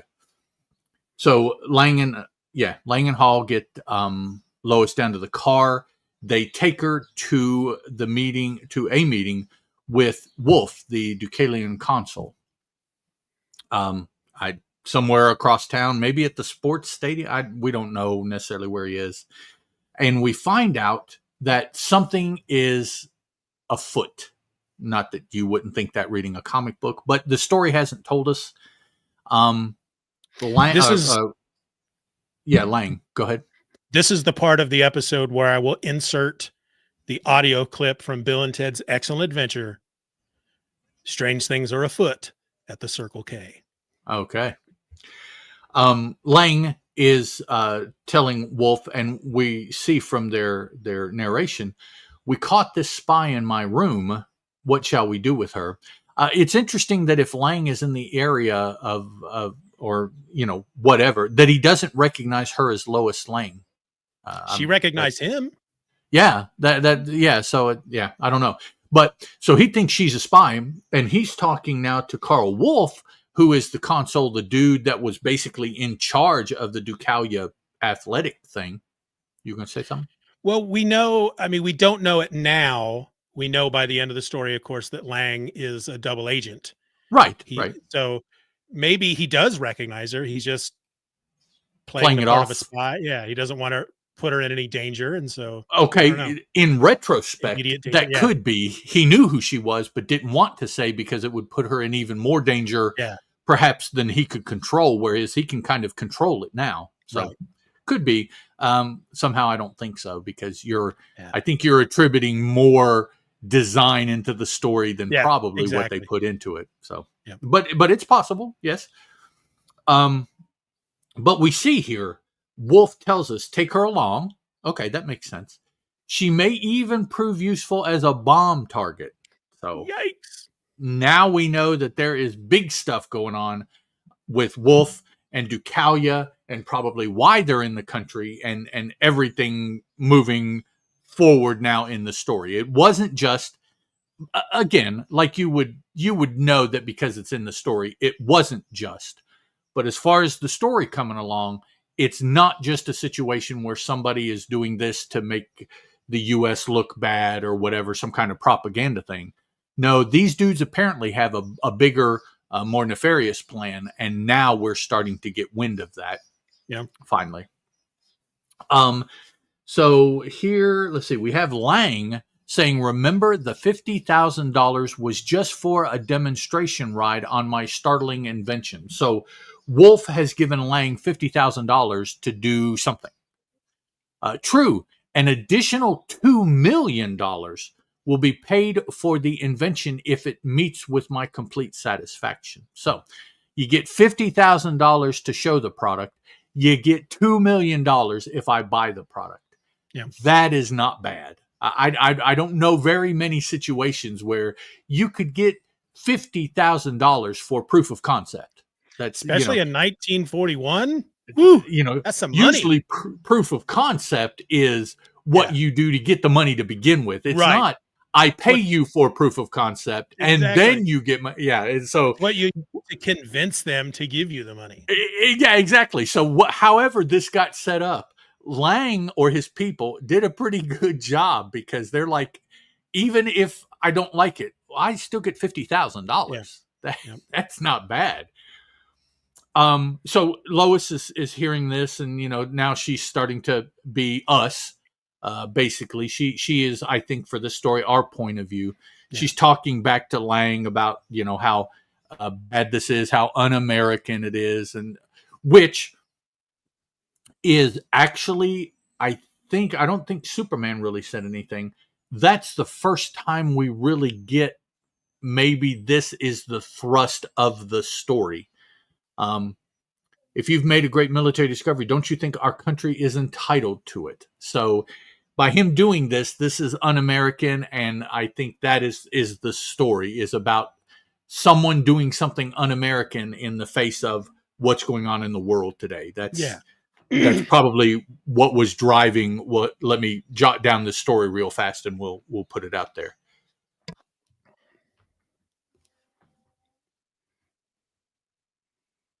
Damn, went away. Oh, excuse me. When Deucalia conquers America, I'll receive an important post. So he gets $50,000, and if they like it, he gets $2 million. And if they like it enough to take over the U.S., he gets a position. So Lang is just, dog is set up, man. He is, thinking about the future. He's got some cash. He's going to have a position. I don't know. They'll name him like in charge of the military, like call him JFK. No, never mind. I'm sorry. Actually, it's not Jay. I think it's what is the dude's name? Robert Jr. Yeah, Robert. So, anyways, and if you don't agree with me, folks, that's fine. I agree with you. He's a fucker. It's I'm sorry. I've said that now, and it's put my mind in a whole nother place. Well, I'll say that this is the point in the story where I mentioned that this story is unique. The story structure, this is where it becomes unique, because Lois and Clark separate. Right. There's that moment where they separate. Lois wants to go investigate him. Clark doesn't want her to, but he knows that she's gonna, and so so they separate, and then we get Lois's story first, and then it takes us back in time to right after Lois and Clark split up, Superman or Clark changes it. So we get Clark's part of the story then. Right. So it's like one of those TV shows or movies where you have one story, but then you get everybody's side of it first, and then it all comes together. That's what's happening here. It's not. I don't think it was specifically designed in any kind of we're going to do this fun little. It's just the way they did it, because it probably made more sense for the story to do it that way. But I found that interesting because I was really confused at first, because that was something they kind of explain when Lois has departed. Clark removed his outer garments, and so that's our only hint that we just jumped back in time a little bit. Right. So, and if you look 3 panels here, you see Lang and Wolf. I accept your term splendid. And it's like, are those the terms that we were talking about up here with the $50,000 and the $2 million and I'll get a position and all that? And the only way there is that Lois isn't in this bottom scene.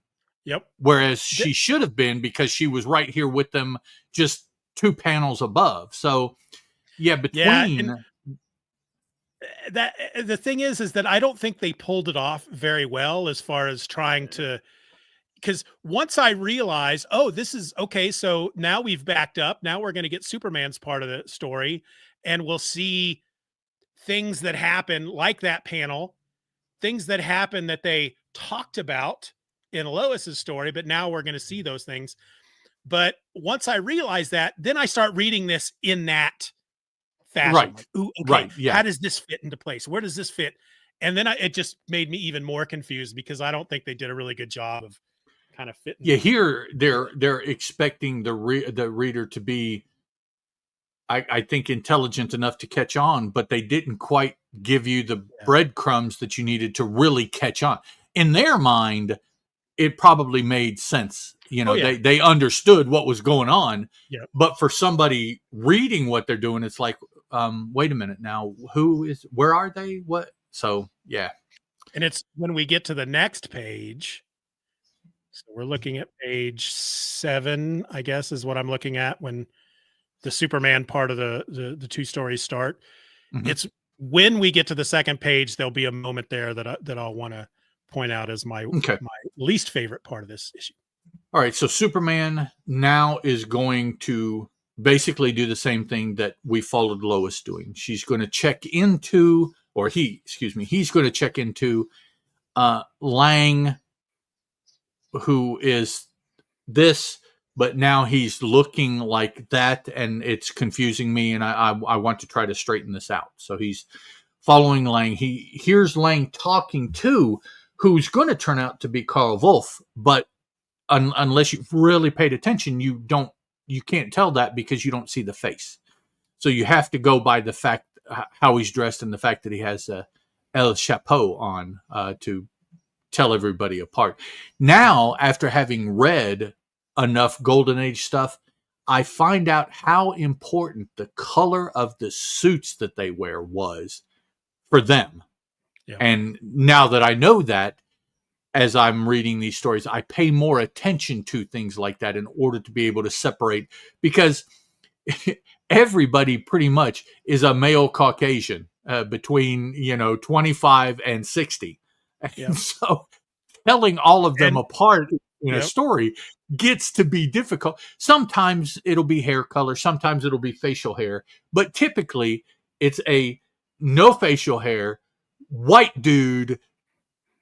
How do I tell them apart? Yeah, and they all dress the same back then. So it's So it's finally it dawned on me. Oh, it's got to be the color, because sometimes the choices for color of the suit is kind of weird just by itself. Yeah, but they did that with a limited number of colors to be able to tell 3 or 4 people apart. I mean, you're still not going to be able to tell 10 or 12 dudes apart because there's just not enough color, but 3 or 4 guys. Okay. And I think that's why I almost feel like that's why the idea of putting a hero, especially a superhero, into a costume is it was one of the surefire ways to make that character stand out. Right. You could absolutely tell him apart. Yeah. And plus two now also, that's a really good way. I know this dude in the fancy colors is good guy. Anybody not in fancy colors is bad guy. So that's like everybody else. Well, and separated. We've already had a moment in this book where when Lois goes to naval intelligence and the dude she's talking to looks like Clark. And because it happens right after a panel in which she is talking to Clark. So We've already had a moment in this book where we couldn't tell without reading if somebody was Clark Kent or somebody else, but there's no mistaking when it's Superman. Yeah, exactly. Yeah. So Superman is following Lang. He's heard Lang talking to this dude, but Superman doesn't know because he was too far away. It's the kind of thing, kind of like what Wolverine will do when he gets the scent of somebody, he can follow them through, or what Daredevil does when he hears a particular person's gait or something like that, he can follow them anywhere. Superman has honed in on Lang's voice in particular, and so he can follow Lang, though he doesn't necessarily know anybody else what's going on, because that's not what he's focusing on. He's just focusing on keeping up with Lang. So he does that audibly with hearing because he's too far away. Follows Lang to a car. I don't understand this part of the story necessarily. Lang is on a very narrow mountain pass, and he gets thrown off the pass trying to avoid a truck. Superman has to save him and put him back on the road. I don't get it. Which is the second time we've had an instance where Superman is following somebody by hiding under their car. The person driving almost got into an accident. Superman saves them, and the person didn't even realize, they just thought it was them. Right. Because the other one was just a few stories back where the guy almost runs into a woman in the street, drives into her, and he Clark's under the car, Superman's under the car, and he digs his fingers into the road to stop it. Yeah. Yeah. Because we were wondering, is somebody going to come fix those? Who fixes that? They'd be pretty pissed, man. Look, who did this to my street? Yeah. So a second time where he saves somebody in a car, and the person doesn't even realize that they were, that they were saved. I'm a good driver. Good, thank God I'm a good driver. I don't know why I'm good. I don't know what I did, but Lang makes it to the waterfront, which is ultimately where he's going. Superman's watching, and now we're starting to see the full image of where this story has been going. We're probably 2/3 of the way through it, and we see Lang has something to do with a submarine. That's what's here at the waterfront. So he jumps in the submarine, and the submarine takes off. Well, let's see here. Take it out for a trial spin as you direct. So they go out in the submarine, and then isn't that Lang on the phone? Yeah, this is when I said when we get to the next page, we'll get to my least favorite part of the issue, and this is before the Superman after the Lois going. So we saw the two of them together. We saw Lois go and do her thing. Then we came back to catch up with Superman, what he was doing while we were following Lois. And so we have seen Superman up to the waterfront. Now we're jumping back in time again to a phone conversation before the meeting where the two men parted ways, and we only saw the dude in the suit from the back, because this phone call is setting up that meeting. I don't know. I know that this is an entirely confusing page. I didn't feel like there was any kind of time jump. Oh, really? Another time jump, which might help make a... Well, but I mean, Lang just got on a submarine, so he can't be making this telephone call. He didn't get on the submarine. I'm assuming that is Lang standing there on the dock telling one of his people. Oh, I'm sorry. Yeah. Out for a spin. No, that is the worst panel of this entire story, because I really struggled to figure out what was going on. And the reason it makes this panel almost makes me angry is because I understand the whole purpose of this Superman part of the story. The lowest part, the purpose there is to learn that Lang is a traitor, that he's working with Wolf, and that he has created some kind of military thing that he might sell to this guy, who will then use it to conquer America. So the Superman portion is to kind of not learn what that thing is, but this is the mysterious, this may be what they're talking about, which is this submarine that disappears in the water. Right. But that panel with the guy who is literally in silhouette, telling somebody in the submarine to take it out for a spin. My first thought was, okay, this is because the Wolf guy, he's paying $50,000 for a test drive. Right. And then if he likes it, so this is what I thought that was at first. So this might be him, you're thinking. This might be Wolf. Okay. But if that's Wolf in the submarine, he calls the dude on the dock sir. That can't be Wolf. So I can only assume that the dude on the dock is Lang. The person in the sub is just a lackey. And he just go take it out for a drive. And the only reason they did that, and then he goes back into his office to make his call. Right. And that makes Superman want to jump into the water to learn more about this mysterious submarine. And, and then he can't find it. And I think that's the whole reason here, is to set up the fact that a submarine went into the water. Superman can't find it. That's very mysterious. But it's a horrible page. And when you think about the fact that they didn't include the artwork of Lois kicking the dude that came up and grabbed her from behind, but they included that, they didn't need that panel. Right. Yeah. Yeah. Okay. So what you're saying makes sense. Lang here tells him just to make sure everything works, because I'm going to show this off to somebody here in a little while. So we need to make sure it's all good. And then he goes to make the call to set that up whenever it's supposed to happen.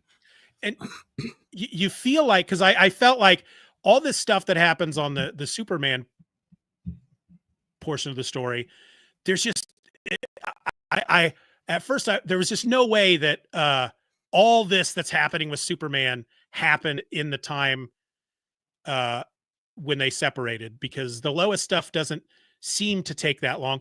But there is a moment in there, because she goes into that hotel, Lang is staying there. She finds out not only that he's not there, but what room number he's in. And then it says she comes back later with the suitcase. That could be 5 minutes later. That could be an hour later. Obviously she went home and made some plans and got a rope and a hook and put it in the suitcase. And so, that panel threw me through such a loop. Who's the guy on the dock? Who's the person in the sub? What's the point of this? It almost ruined the whole story for me, and it didn't. Okay. Wow. Okay. I don't like being confused, because then I feel stupid. Well, I mean, it isn't the job of the story to not do that. So, I mean, when it does that, it's like, well, what's the point? I just Unless you're Alan Moore, then the job is to make it make sense, but then hide all this other stuff in it so other people can point it out and feel smart and superior. Whatever. Okay. Yeah. Mm-hmm. That was not a dig at Peter Rios. Okay, Peter, settle down. That was not. I love you, man. You're the smartest man in the room, Peter. Yeah, but come on. I'll admit it. Give Watchmen a break, okay? The obsession has lasted too long. Ouch. Waiting for that feedback. Yeah. Yep. So Lang calls what presumably is Wolf. I'm ready to take you on a demonstration voyage at once. So that was kind of the thing that he alluded to with the in the Lois scene. Superman is, to me, it looks like Superman is stretched out on a desk here listening to him. And then we see that Superman is perched atop a building on the waterfront. Yeah. So I'm not sure if both of these are supposed to be the same place or if he moves or whatever. But yeah, he is almost like pinup stretched out on the desk. It's kind of iffy there. It's right. I expect that this is Superman Betty in quotes, kind of laid out there. He'll be in the 41 calendar or something. Yeah, right. If I can remember, by the time this episode goes out, 2 months from now, there's an introduction to an episode of Monty Python's Flying Circus where it just goes by all these beautiful women in bikinis. They're just all standing in a row and they're going by each of them and they pause on each one. And they're like, they go to the next one and she's like, and then they go to a desk and they're out like in the middle of a grassy field.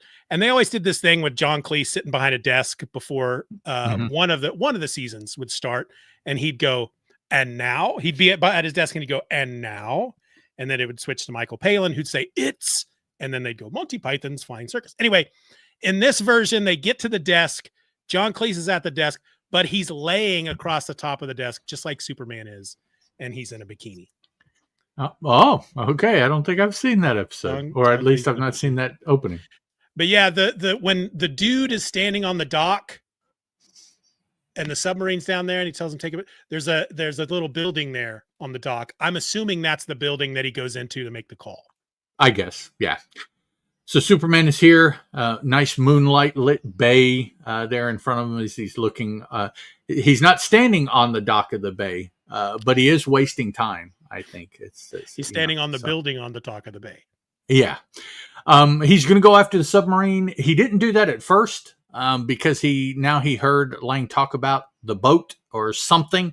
So now Superman wants to find the physical evidence of what's going on. So he dives into the bay, starts looking for the submarine where it should be. I guess he was able to judge how fast it was going, whatever.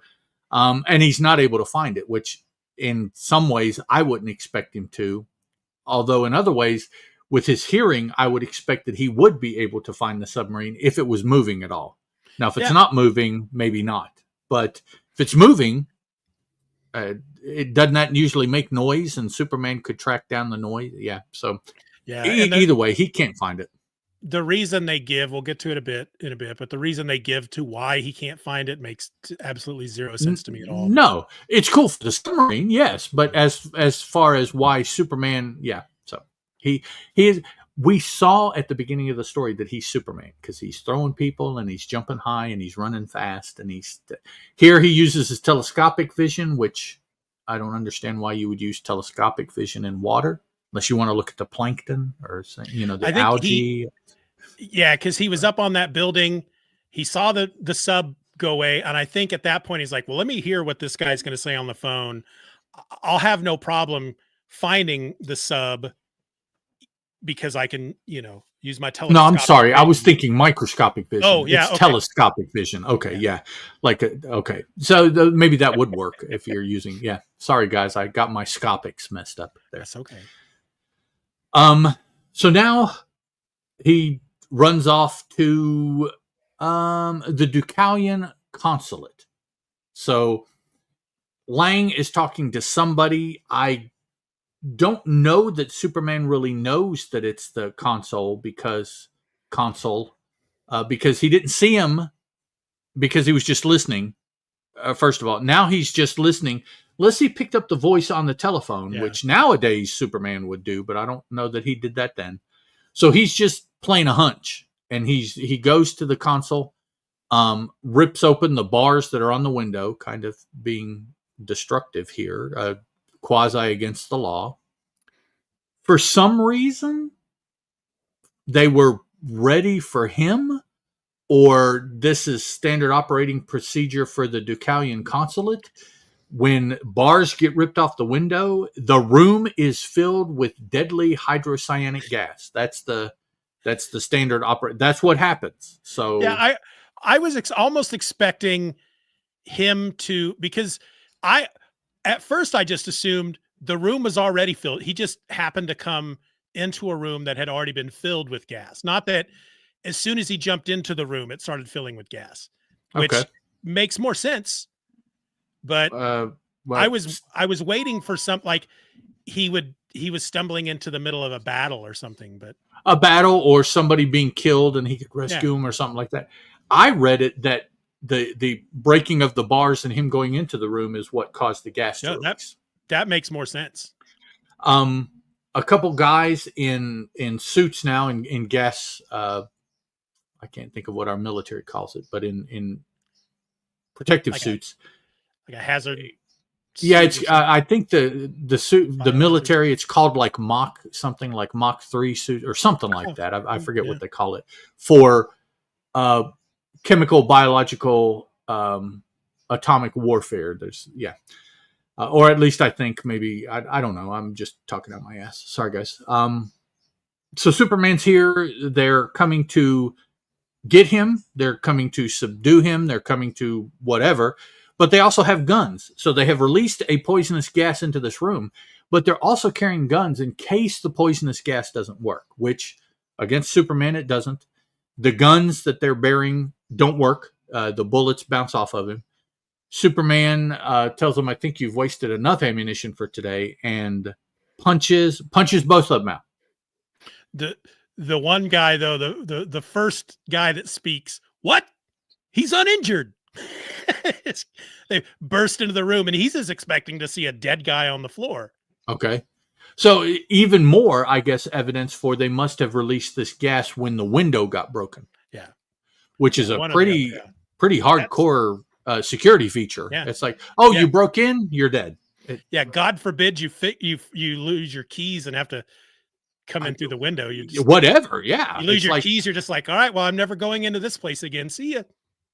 Yeah, there's no other possibility. If somebody has ripped the bars off the window. Oh, and I also have to make a note that Superman is hanging here to do that. Yes, he is. He's the hanging scene, which I have lost my list, but I think we're in like the 70s or 80s of the hanging examples. We're pretty close to the number of the episode. So haven't had it for a while because he's finally been flying, but here. Okay, so now I guess it looks like he goes back out the same window because you have at the top here, you have these busted bars or whatever was on the window. So he goes back out. Right behind him is this Wolf? Let's see. Brown suit and hat, but we can't tell because he doesn't have any facial hair. So I'm not sure if this is Wolf. I'll say that he is because this is supposed to be his home base, the consulate. He talks to the guys who survived. We see down here in the corner a little remnant of the gas, or actually, it's Wolf farting. I don't know, but I think he's farting. It is. So that was all of the gas. No, anyways. So basically, they're telling him that somebody was here, and all of this stuff, the gas and us with our weapons and what, it didn't stop him. No mention of Superman or a Superman or anything. So they do say it was that incredibly strong man dude from the stadium of us at the stadium. Yeah. So, but apparently they haven't been in Metropolis long enough to know who Superman. They're like all of the mob in Metropolis. They don't know of the existence of this person. They don't read papers. They don't listen to news. None of that. No. Right. So after he left the room here at the consulate, apparently Superman hung out long enough to see Wolf also leave, and we know that Wolf talked to the people in the room and then left. So Superman is, I guess, just hanging out somewhere. He sees Wolf take off in a car, and he decides to follow the car. Realizes it's going to the wharf. Lands on the top of the car. Takes a ride to the. I think he's flying. I think he's flying above the car. Oh, it notes. Well, that huge shadow that must go. Oh, okay. No, you're right. The shadow they're thinking is a bird. I was thinking Superman landed on the car and they thought it was a bird. But yeah, you see the shadow here. Yeah, really. Yeah. What was that noise? It must be a bird. A big dent. In the, What? Big bird? Yeah, you see the shadow here in front of the car. So Superman gets to the waterfront, which is where Wolf was going, and sees that Lois is trapped, is a prisoner. Right. So now that we're back, everything's merged back together. Right. All the storylines have come back. Superman dresses up as Clark because he wants to be captured to keep an eye on Lois, and the Clark persona is the way to do that. Superman is not going to be captured by these thugs. So, and they mention that he dons his outer garments, which he has carried beneath his cloak. They talk about that again later. And I know that in the 80s, I know that at some point there's this idea that's brought forth that he has a pouch in the back of his cape.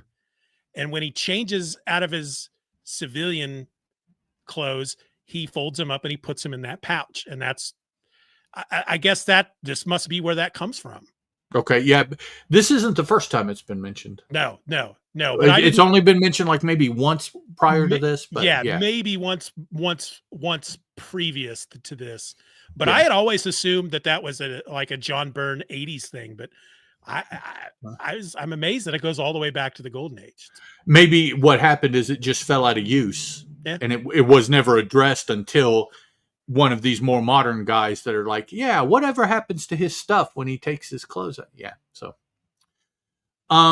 yes. So now we're seeing, like you said, all these different plot lines come together. We have Wolf and we have Lang, Lois and Clark all here together to do something.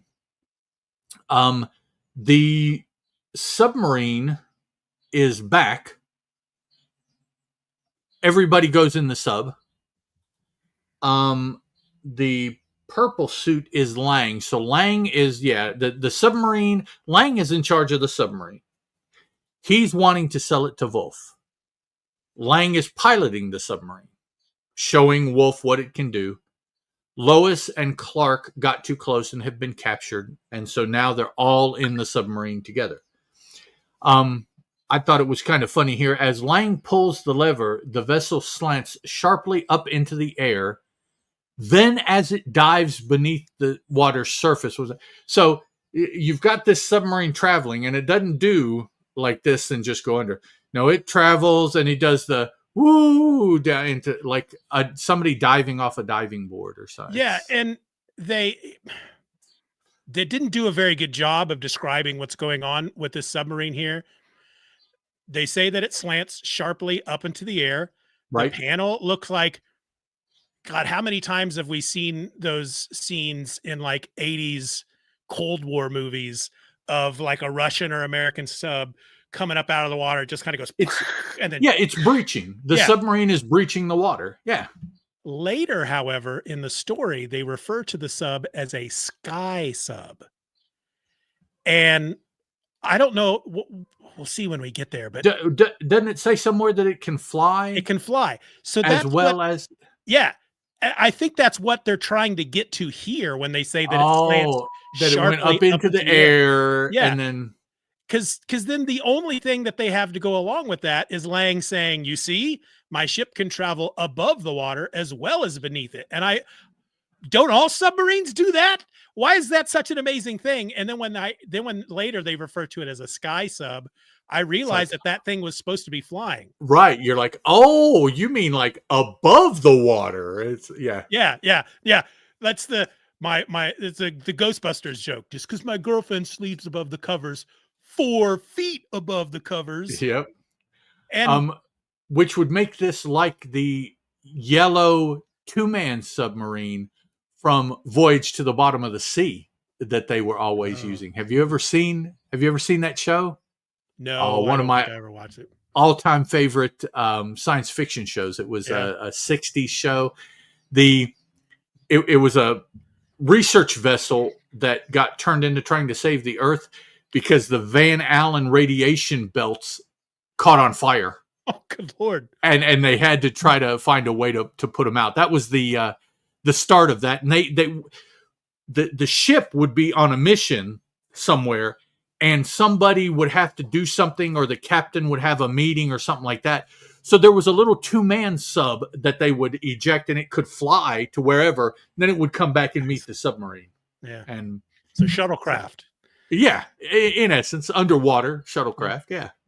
I wonder, was that before, during, or after Star Trek? I think it was before. The name of the submarine was the Seaview. Okay. I believe if you know old time science fiction television, I believe it was Alan Irwin that was responsible for that TV show. I think I'll look it up. I guarantee you, I probably watched it a lot as a kid. It's probably one of those shows that would be on one of the local UHF stations. Probably, just to fill space. Yeah. It was. Voyage to the Bottom of the Sea. It's an awesome show. One of my all-time favorites. While I look that up, tell everybody.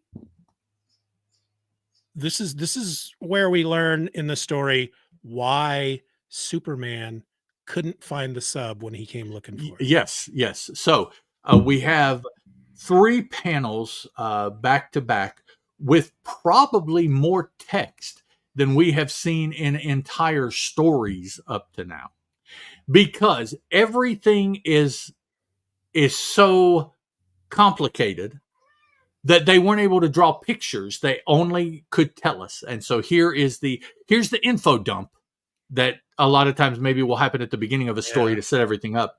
But so we have a discussion between Wolf and Lang.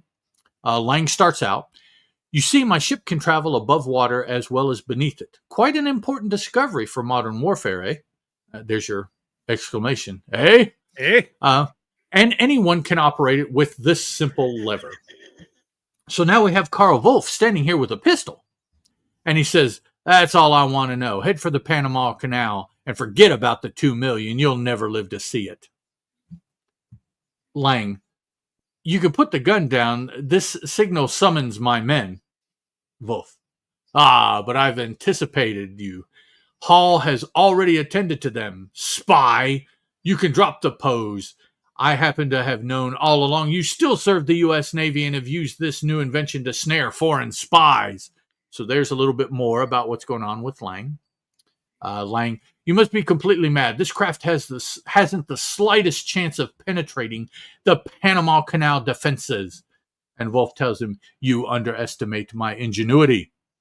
As Wolf, this is narration, as Wolf had prearranged, the Sky Sub, this is where you are referring, it's referred to as Sky Sub, is maneuvered so that it is attached to a hook beneath a large freighter. And then we have a very poor drawing of that. Yeah. I would have no idea what that drawing was of. Yeah. I thought at first that this bottom thing was like releasing something in the water, like some kind of poison or something. That's what, but next narration box. "With the aid of special apparatus, torpedoes and bombs are transferred from the freighter to the sub." Then we have Wolf continuing here. "When the freighter approaches the Panama Canal, it will be inspected and passed. No one will know that hidden beneath it is a craft that will be released at a vital spot to blow up the canal." Where does it tell us? The second panel of the page.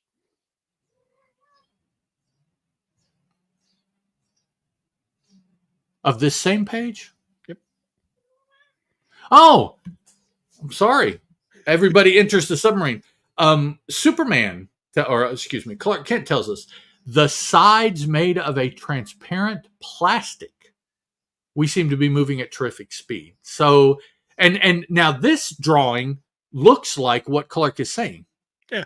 If you look at it, you can kind of see that they tried to do a side of the submarine that you could see through and the men standing inside.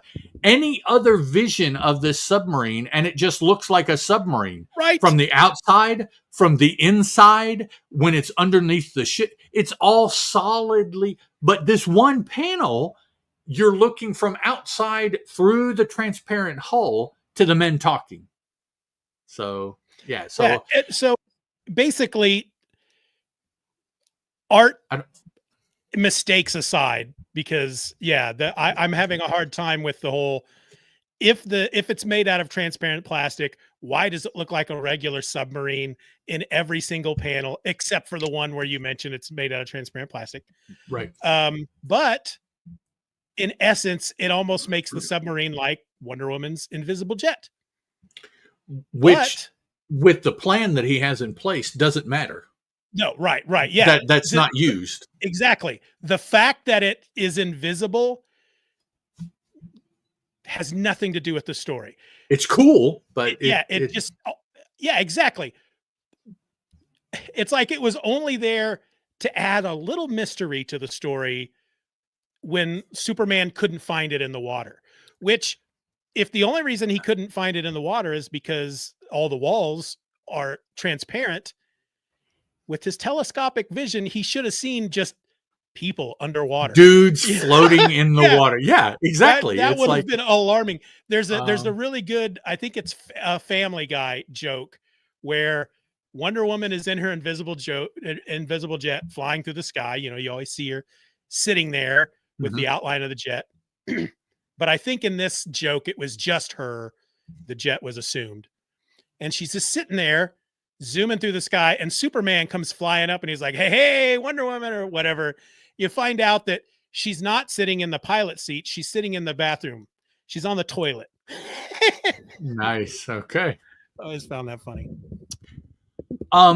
So this is where we are. We're in this transparent submarine that's attached to the bottom of a freighter that is going to the Panama Canal to blow up a portion. It says to blow up the canal, but it's just going to blow up a portion of the canal, which is funny because, of course, before it's all said and done, we will own the Panama Canal once again, according to current leadership. So that's another interesting connection between the story and what's going on now. Canada, Greenland, and the Panama Canal. We're going to have all that. But they'll change everything to American Land. American Canal. The Gulf of America. It's hang on. Let me refocus here because this is so. Okay. Real quick, there was in 1943, Operation Pelican, Pelikan. It was also known as Project 14. Project with, instead of a C, it's a K. A German plan for crippling the Panama Canal during World War II. Oh, okay. So this can't be alluding to that because this occurred. No, it didn't. Yeah, exactly. So maybe they got the idea from the story. I don't know. Maybe. No, I Hitler's back in Berlin. He gets the latest issue of Superman. He gets to that story and he goes, "Oh, no. Heiner Schmitzel must blow up the Panama Canal." No, the Panama Canal is too strategic. It would have obviously been a point to watch and whatever. Back then, anyways. Yeah. Okay, so now they have decided that, let's see, did Clark do anything? Well, you won't get away with this, Lang says, and Clark says, but it appears he is.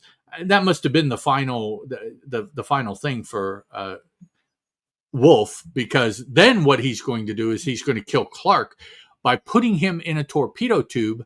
I wonder if it's transparent, and firing him out of the submarine, which I'm sure would kill somebody. Yes. Yeah. And that makes no sense because Clark is begging for his life. Please don't do this. This is murder. And Wolf tells him, you'll only be in the way now. Then why'd you bring him on board in the first place? I guess just to kill him. And this is. But despite Lois's pleas, the torpedo is shot into the water. And again, the artwork here for the firing of the torpedo is not. I don't know what happened to the art. It kind of suffered. The story was maybe too complicated for the art to be able to accomplish at the time, or so. I don't know, but it's a shame too because it's a great moment. I'd love to see this happen, in a Superman movie or Superman TV show or something, because that'd be cool. It doesn't look great here, but I can picture torpedo being fired out of a submarine, and as soon as it's in the water, he's just like boom, busts out of the torpedo. Yep, it's pretty cool. Superman takes his regular togs off, and I don't know if this time he manages to get him in his cape or not. Well, it says that he hides him in his civilian guard. He does beneath his clothes. So he's flipping and flopping and doing all this underwater, and okay. It's another thing I love about the Golden Age. I've mentioned numerous times in the very early stories that you would see Clark sitting on his bed changing into a Superman costume, putting clothes on. Yeah. How it looked like a normal guy changing into a Superman costume. And now we have an actual panel of Superman pulling his pants off under the water. I love it. He's under there changing out of his clothes, folding them up, tucking him into a pocket in his cape, all while underwater. It just, keeping an eye on the submarine. Because he catches up to the submarine. He grabs it actually and forces it to the surface, and probably causing the submarine to breach, much like it would have looked like in the panel earlier in the story where it came up. And so they take on the surface, they take one of the bombs that they loaded from the ship, and I'm not sure really how this is possible. I guess it really doesn't matter to throw a bomb at, but so they throw one at Superman to try to kill him, and it blows up, but it doesn't bother him. He then, which we see, but we don't see, he goes back to the submarine. He grabs up Lang and Wolf and throws them onto the freighter. Yeah, it'd be Wolf and one of his lackeys, I would assume, because Lang's tied up. Who came up to throw the bomb. Yeah. So he scooped him off the sub, grabs him, throws him onto the freighter that the sub was attached to. That's the freighter. Then he puts his clothes back on, goes back into the submarine as Clark rescues Lois and Lang. Does he say here, how did you ever escape? Yeah, Superman saved me. So that's always going to be, that's his MacGuffin from now on that he can pull. That's how did you manage to Superman did. Superman showed me. Superman, it's like, okay. The post-crisis story we did, Man of Steel, when they're on the boat on Lex Luthor's yacht and the terrorists throw him overboard. Right. Oh, Superman saved me. Yeah, it's like, why is Superman always around you to get your tush out of the fire? Why? Yeah. I guess for the same reason that Peter Parker is always able to get pictures of Spider-Man. It's just a thing. He just happens to be, Clark just happens to be with Lois a lot, and Superman spends a lot of his time making sure Lois is safe. Okay, so that's what it is. Yeah. It's like, now I gotta save this Clark guy just because he's always with Lois. Okay, so we're back in the sub. Lang is back in control. Lois makes the comment that the freighter that was being used for this espionage attempt is starting to get away, but then a charge of bombs dropped by Clark blows the freighter to bed. So I guess Clark got the bombs, climbed out of the sub, climbed onto the freighter, left the bombs there, got back to the sub got back underwater, and then the freighter blew up, not harming anybody else in the story. Yeah. Okay. Little problem with the story there. I just noticed one of the narration boxes before that happens. They free Lang. Under Lang's control, the vessel zooms up into the air. So they're flying above the freighter, and Clark drops the bombs. This narration over here. Yeah, you're right. The vessel's doing that thing that we couldn't figure out that the sub could do to begin with. Right. Yeah. They're finally telling us that. Yeah, we never once actually see this air sub in the air. Never. Nope. So while they're flying, Clark grabs bombs, climbs up to the deck, just like the two dudes that did when they threw the bombs at Superman.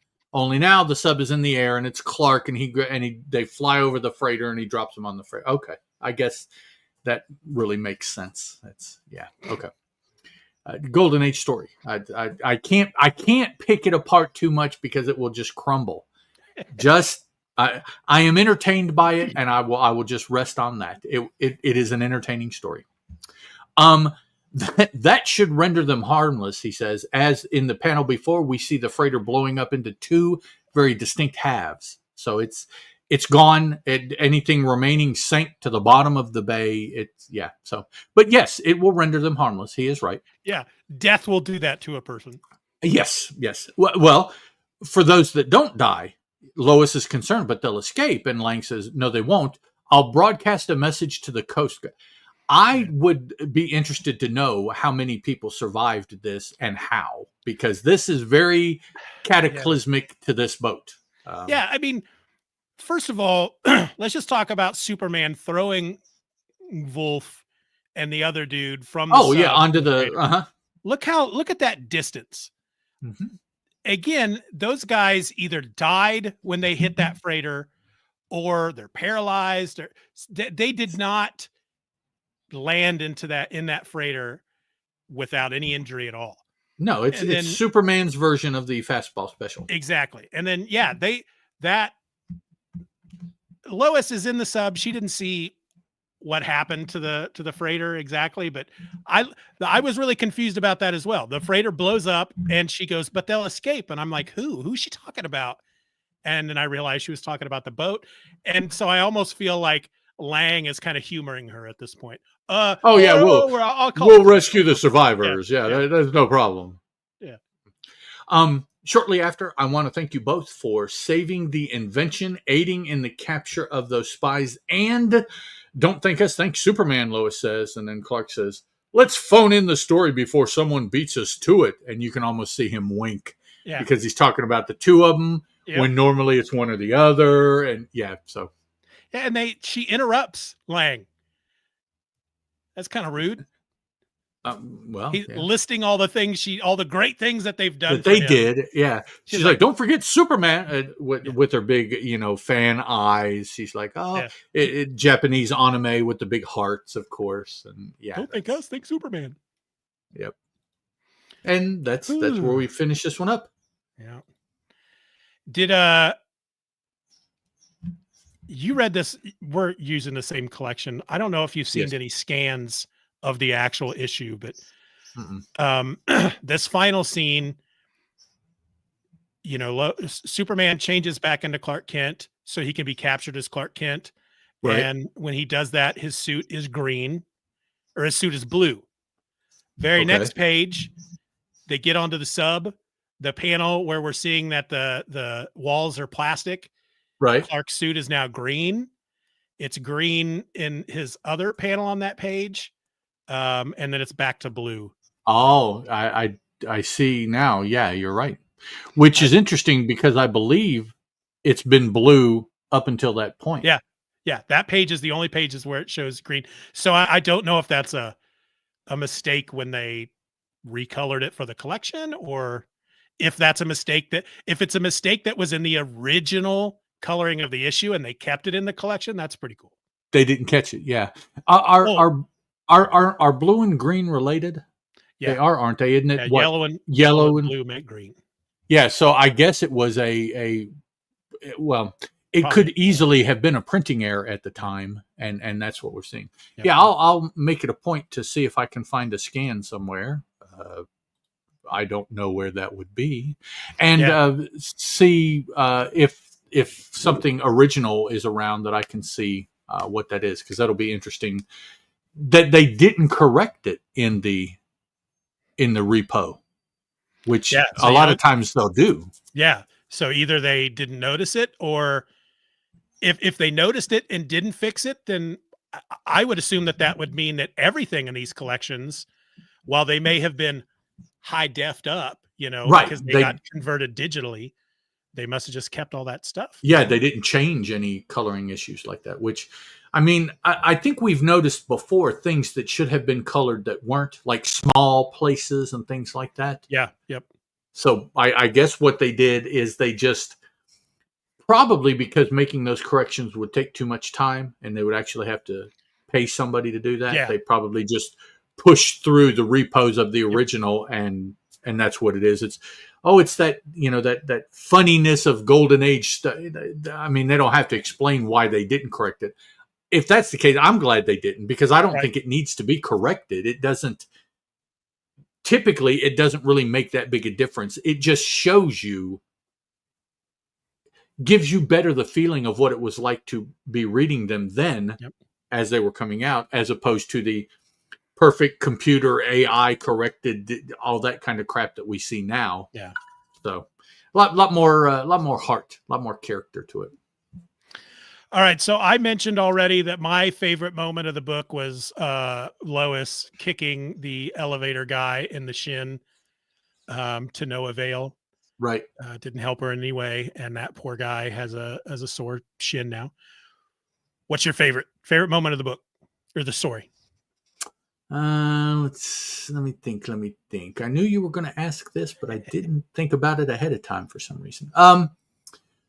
We'll go with the probably 2 panels. I think it's 2. Well, it turns out to be 3 across 2 pages of Lois with her rope and hook going from window to window. I just now noticed also that the window that she's going to is barely open. So not only would she have had to hang on to rope, she's going to have to muscle up that other window, which back in the 40s, I don't know that those windows were necessarily easy to move. They certainly aren't nowadays. If you get original windows being counterweighted, they're not the easy slide track windows like we have now. It takes a little bit of oomph sometimes, wooden, and it swells and the window whatever. But she's hanging on this rope, dangling, almost falling. So there's a scene where she's clutching with 2 hands. So she's going to get over there. She's going to hold on with one hand and try to open this while she's dangling underneath it. I mean, the rope is loose, so it's going to bow with her weight. So she's sinking down beneath the 2 windows, pushing this one up to get it. Yeah. And she doesn't even, she opens it all the way. She doesn't just, I think a couple of more inches based on the amount that it's open when she's climbing over. I think just a couple of more inches, she could have squeezed herself right through, but she wanted that whole sucker rope. She didn't want the indignity of sliding through the window on her belly. She wanted to sit on the windowsill, like side saddle in a horse. Yeah, you can see her sitting on the sill, pushing it open and then stepping over. Swinging her legs over. Yeah. Yeah. Very demurely. Lois may kick ass, but she's still a woman in the 40s, There's certain things that are not proper. Yep. So that probably is my favorite scene. Her being a little bit more than she really had been. I mean, she's been able to talk some trash to people, and she's had plenty of thoughts. But her actions aren't necessarily all that aggressive or whatever you want to call it. But here's a situation where she knew what she needed to do. She went and got the equipment she needed to do it. She executed with the equipment. So it was like, okay. Yeah, I feel like since we've come back after our year-long break or however long it was, the character of Lois Lane in these stories since we've come back has just been slowly becoming more and more badass. Just little movements every now and again. I think this one was a pretty big one. The fact that she's carrying, that she planned this, but was basically a break-in by climbing out one. Yeah, I like Lois in this one. Good stuff. All right. Anything else you want to say? Which I'll ask you again here in a minute. No, I think that's I think it took us quite a while to talk about this short Golden Age story, man. Right? Dude. We kept using the excuse before that it was because we haven't done it in a while, and but this if they're going to keep creating how many pages was this one? This one was 13. They're going to keep creating 13-page stories with more going on than your typical 6-issue trade. Then it's probably going to take us a while. Did you read the next story? I did. The first part of that, you can make one sentence and take care of about a third of the story. Yeah. So it's like, but it was fun to see it all. Yeah. We'll talk about it. Time, it was fun to see it all happen. Yeah. This story, which supposedly is the next chronologically, of the Superman stories, it had a completely different feel as far as how much stuff they did. It was almost like in this one, they're like, well, we did so much there. Let's straighten things out and not make it quite as convoluted this time. And we'll make a more linear kind of story. It was different to be back to back, I thought. That's, that's not the first time that either of us have mentioned the way that the Action Comics stories are told versus the way the stories in the Superman book are told. Just almost a distinct difference between the two sometimes, Right. I almost like the editorial demands on the story are different, such that the structure of the story is different, which, for you folks listening, the next story we're going to talk about will be the Superman strip out of Action Comics 37. So that's what we're referencing here. That's my next bit, man. Is that your bit? Oh, sorry. Okay. Beep. We'll take that out. Right, I quit. Right there. I can't do this. I marked it. Taking my shit, man. That was back in the day when I used to do that web comic, Our Adventure Continues, with Harold Jennett. That was kind of a running joke between the two of us, is that if I think he did it first, but if I would turn in, hey, I got some scripts for the next few strips. Mm-hmm. If he saw something in it that, maybe we should change this to this, or could you shorten this? Or if he put together roughs of a strip that I wrote and he'd show it to me, I'd go, can you change this? Anytime either of us would say something to the other as far as suggesting a tweak or a change, we always communicated through through Gmail when we would talk about this stuff. Mm-hmm. And so if, like, the very first time it happened, I'd be like, can you move that guy a little? He should be a little in the foreground, blah, blah, blah. And he just types in, "That's it, I quit," but with no spaces. "That's it, I quit." So it's like, it just became a running joke between the two of us, is anytime one or the other would suggest a change in something we created, our immediate response was, "That's it, I quit." And the idea is that we just threw everything on the floor and walked away. That's it, man. The creative just does not allow for that. That cannot be. So, yeah. You know what I didn't talk about during frickin' do you have Apple TV Plus? No.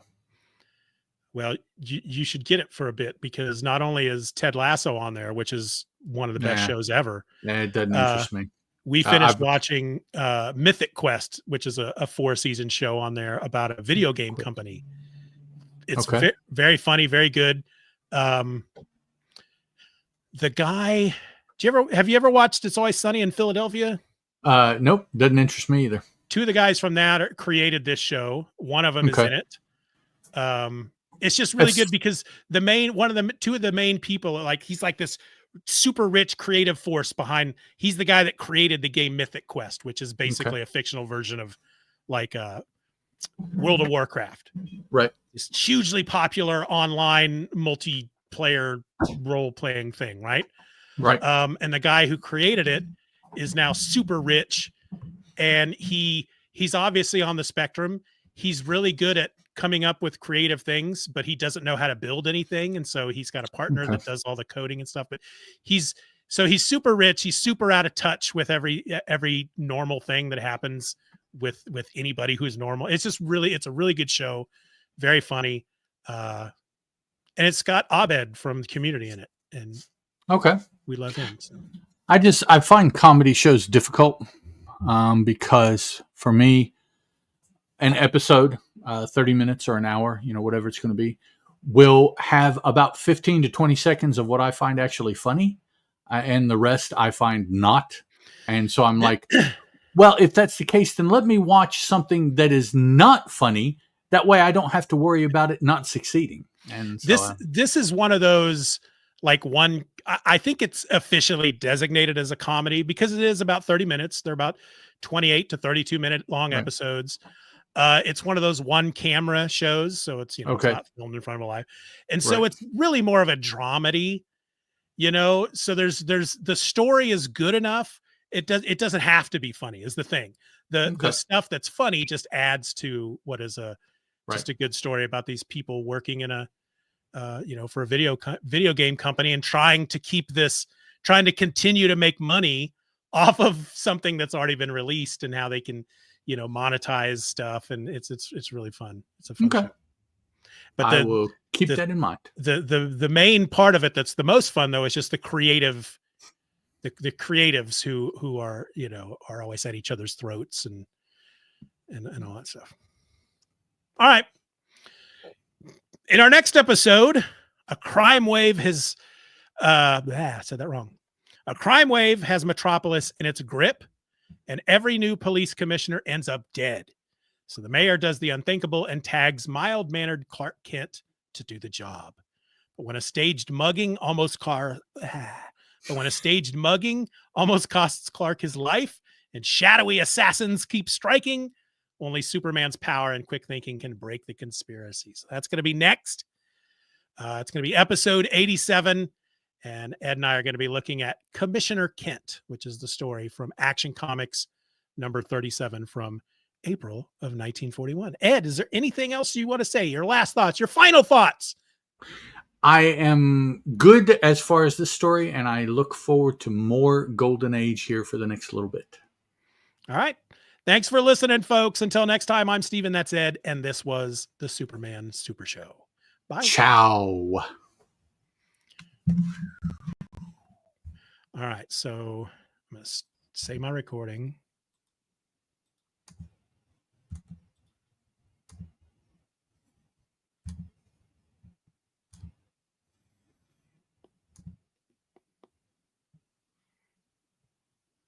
What should I name this?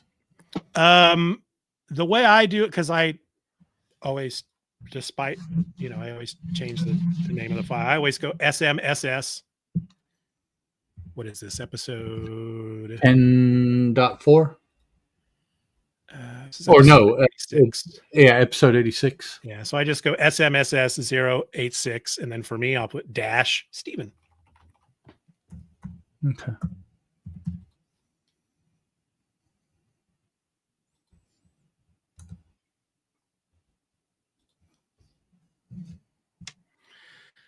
For those of you watching the live stream, of course, this is the exciting segment of the show where Ed and I save our files.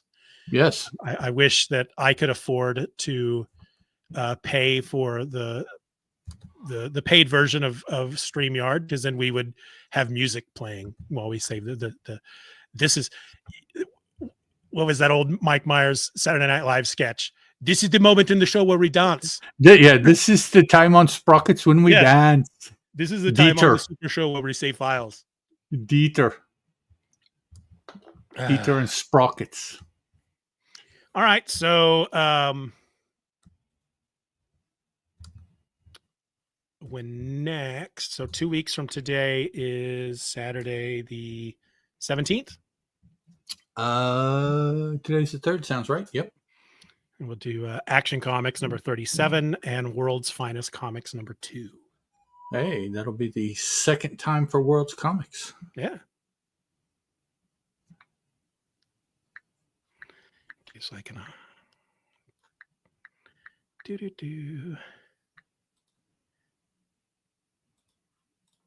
right, cool.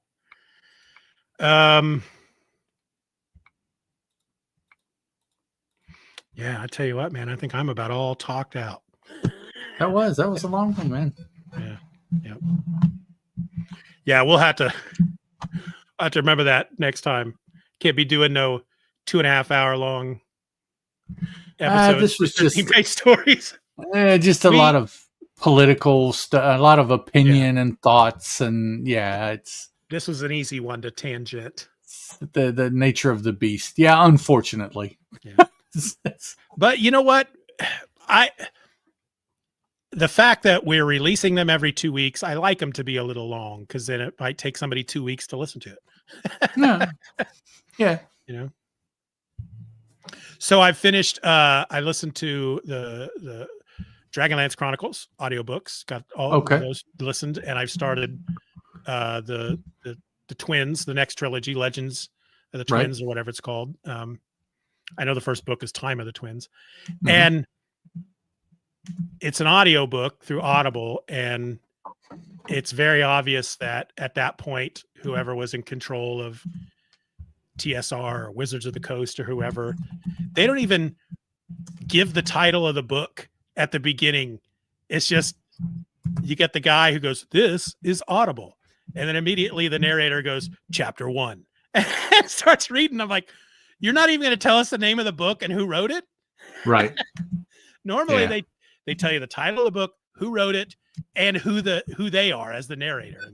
Right. Yeah. Narrated by. Yeah. And I guarantee you they recorded that, but for some reason it just went straight into the story. And I don't know. I recognize the guy's voice. He's better than I am, but he's not as good as most. But yeah, I told myself I would listen to the Chronicles, and then those next three with the twins, and then I'd switch off to another fantasy series and kind of go back and forth. But for your next one, I would go to the books in Shannara, Sword of, Elfstones of.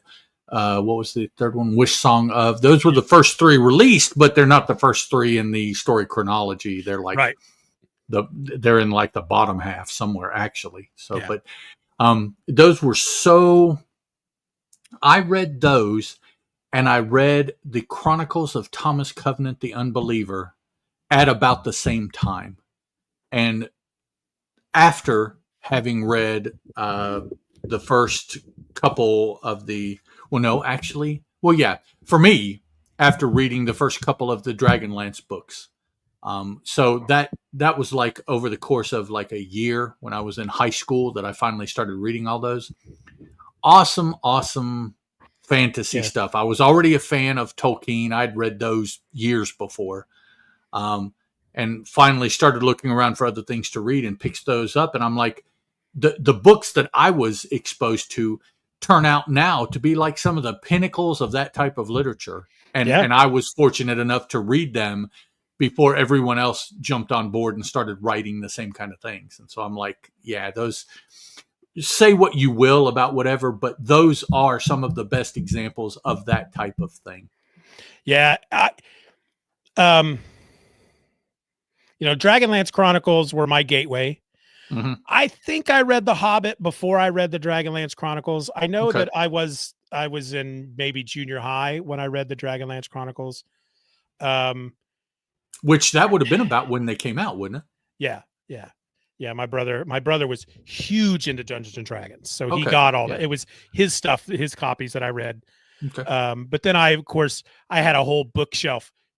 So many of those paperback Dragonlance books, from the Chronicles to the meetings, the meeting sextet and all that, just had this whole bookshelf, just three book, layers, just nothing but Dragonlance books. But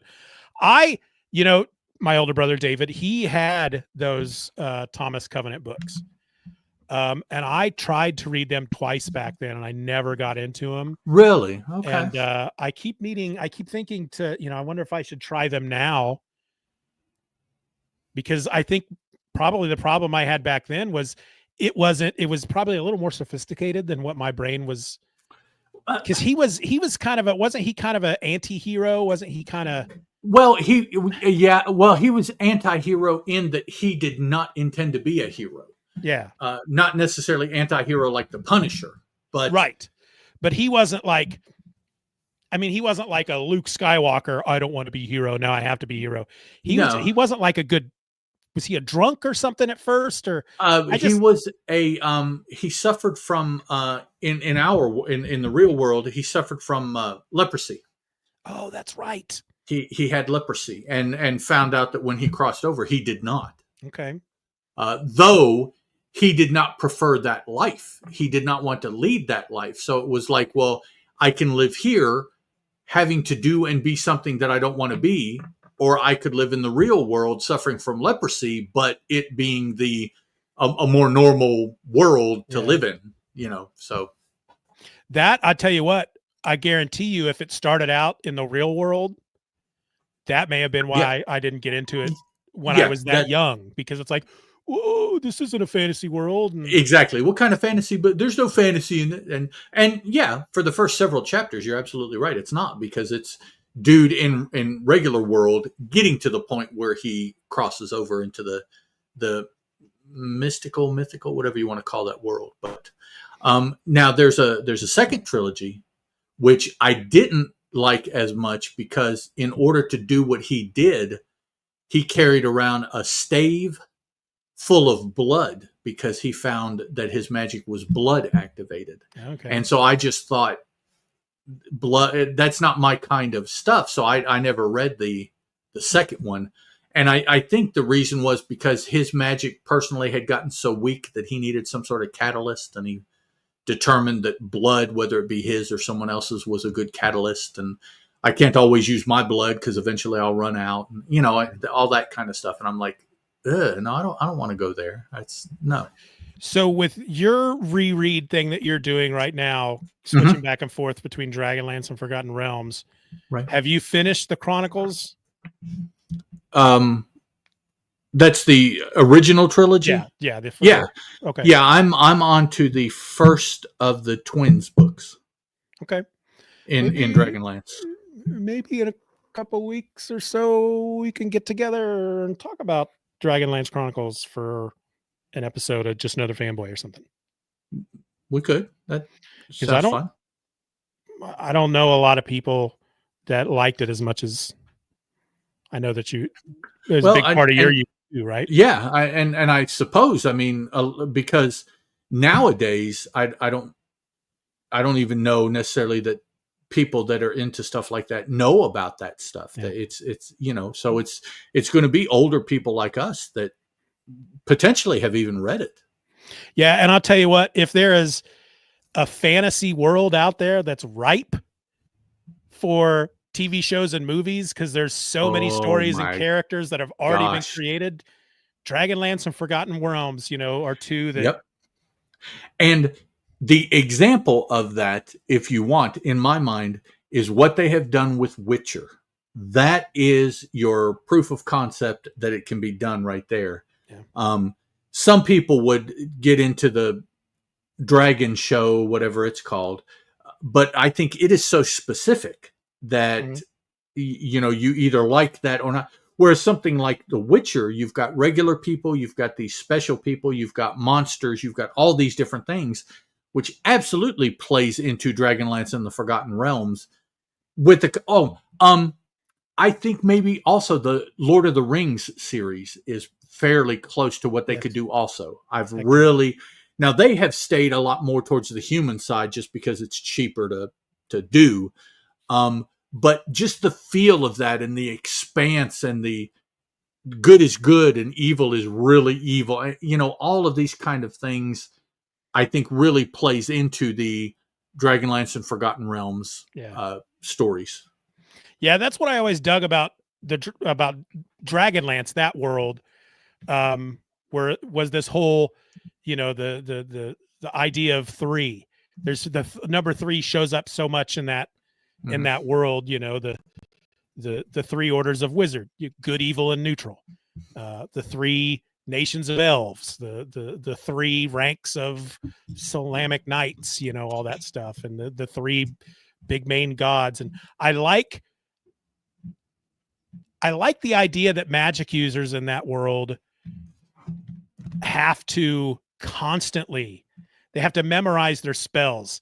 And it's like they can only, their brain can only hold a certain number of spells.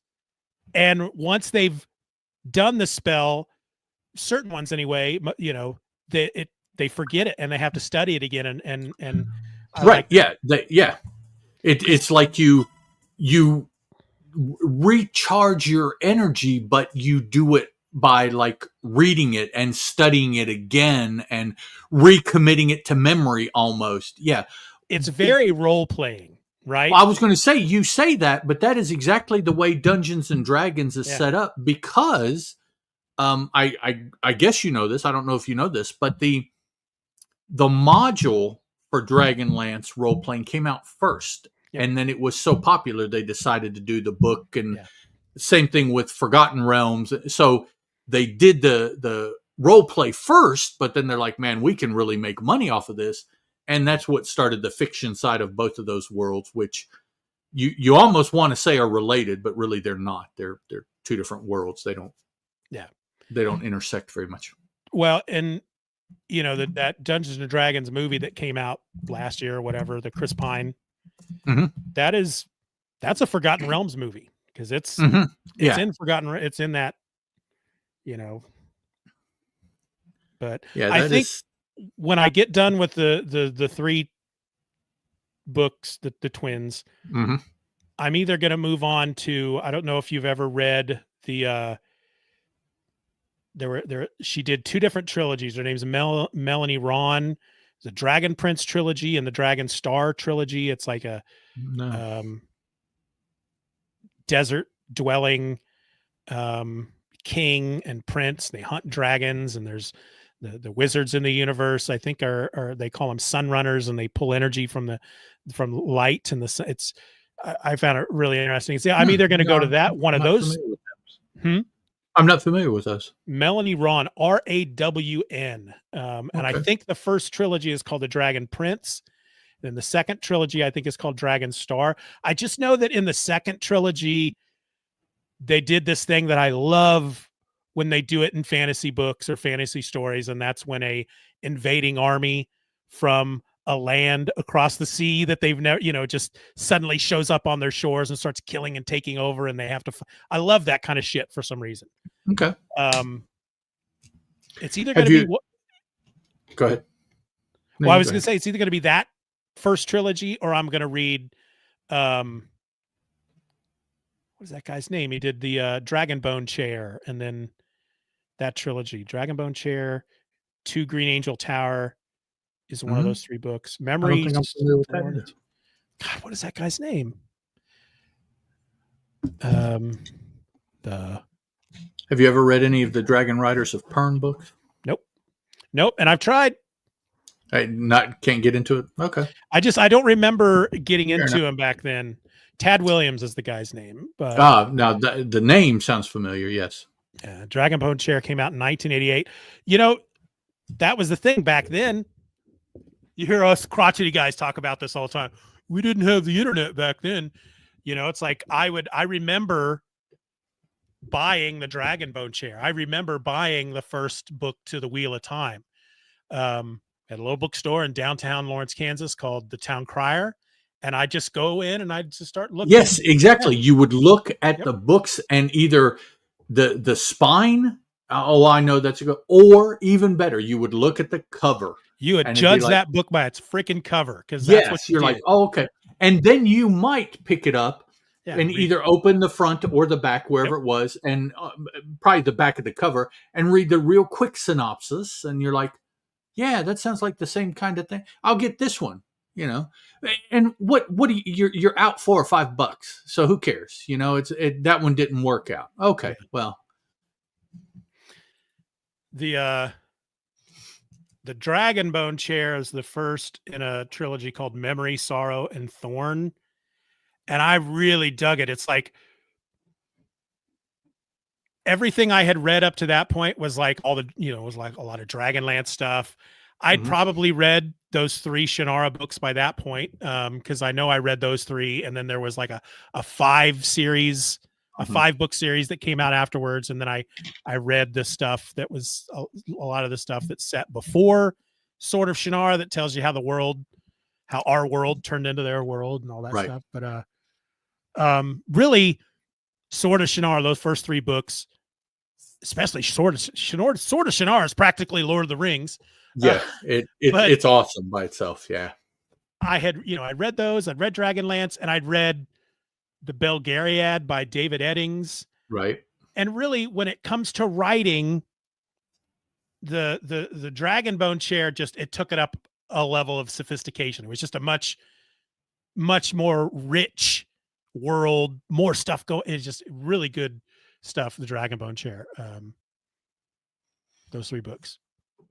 And then at some point I need to read, I think it's 5 books in the Deathgate cycle, reread those, which is a Margaret Wise, Tracy Hickman. Have you read those? No, but I'm familiar with them being there. Yeah. Those are good too. All right, dude, what you eating on? You getting some mints in there? I can't smell your breath. Medicine. There it is. See? Yeah, my giant pill minders over there. Yeah, medicine and supplement. Yeah.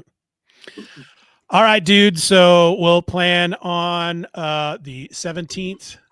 Mm-hmm.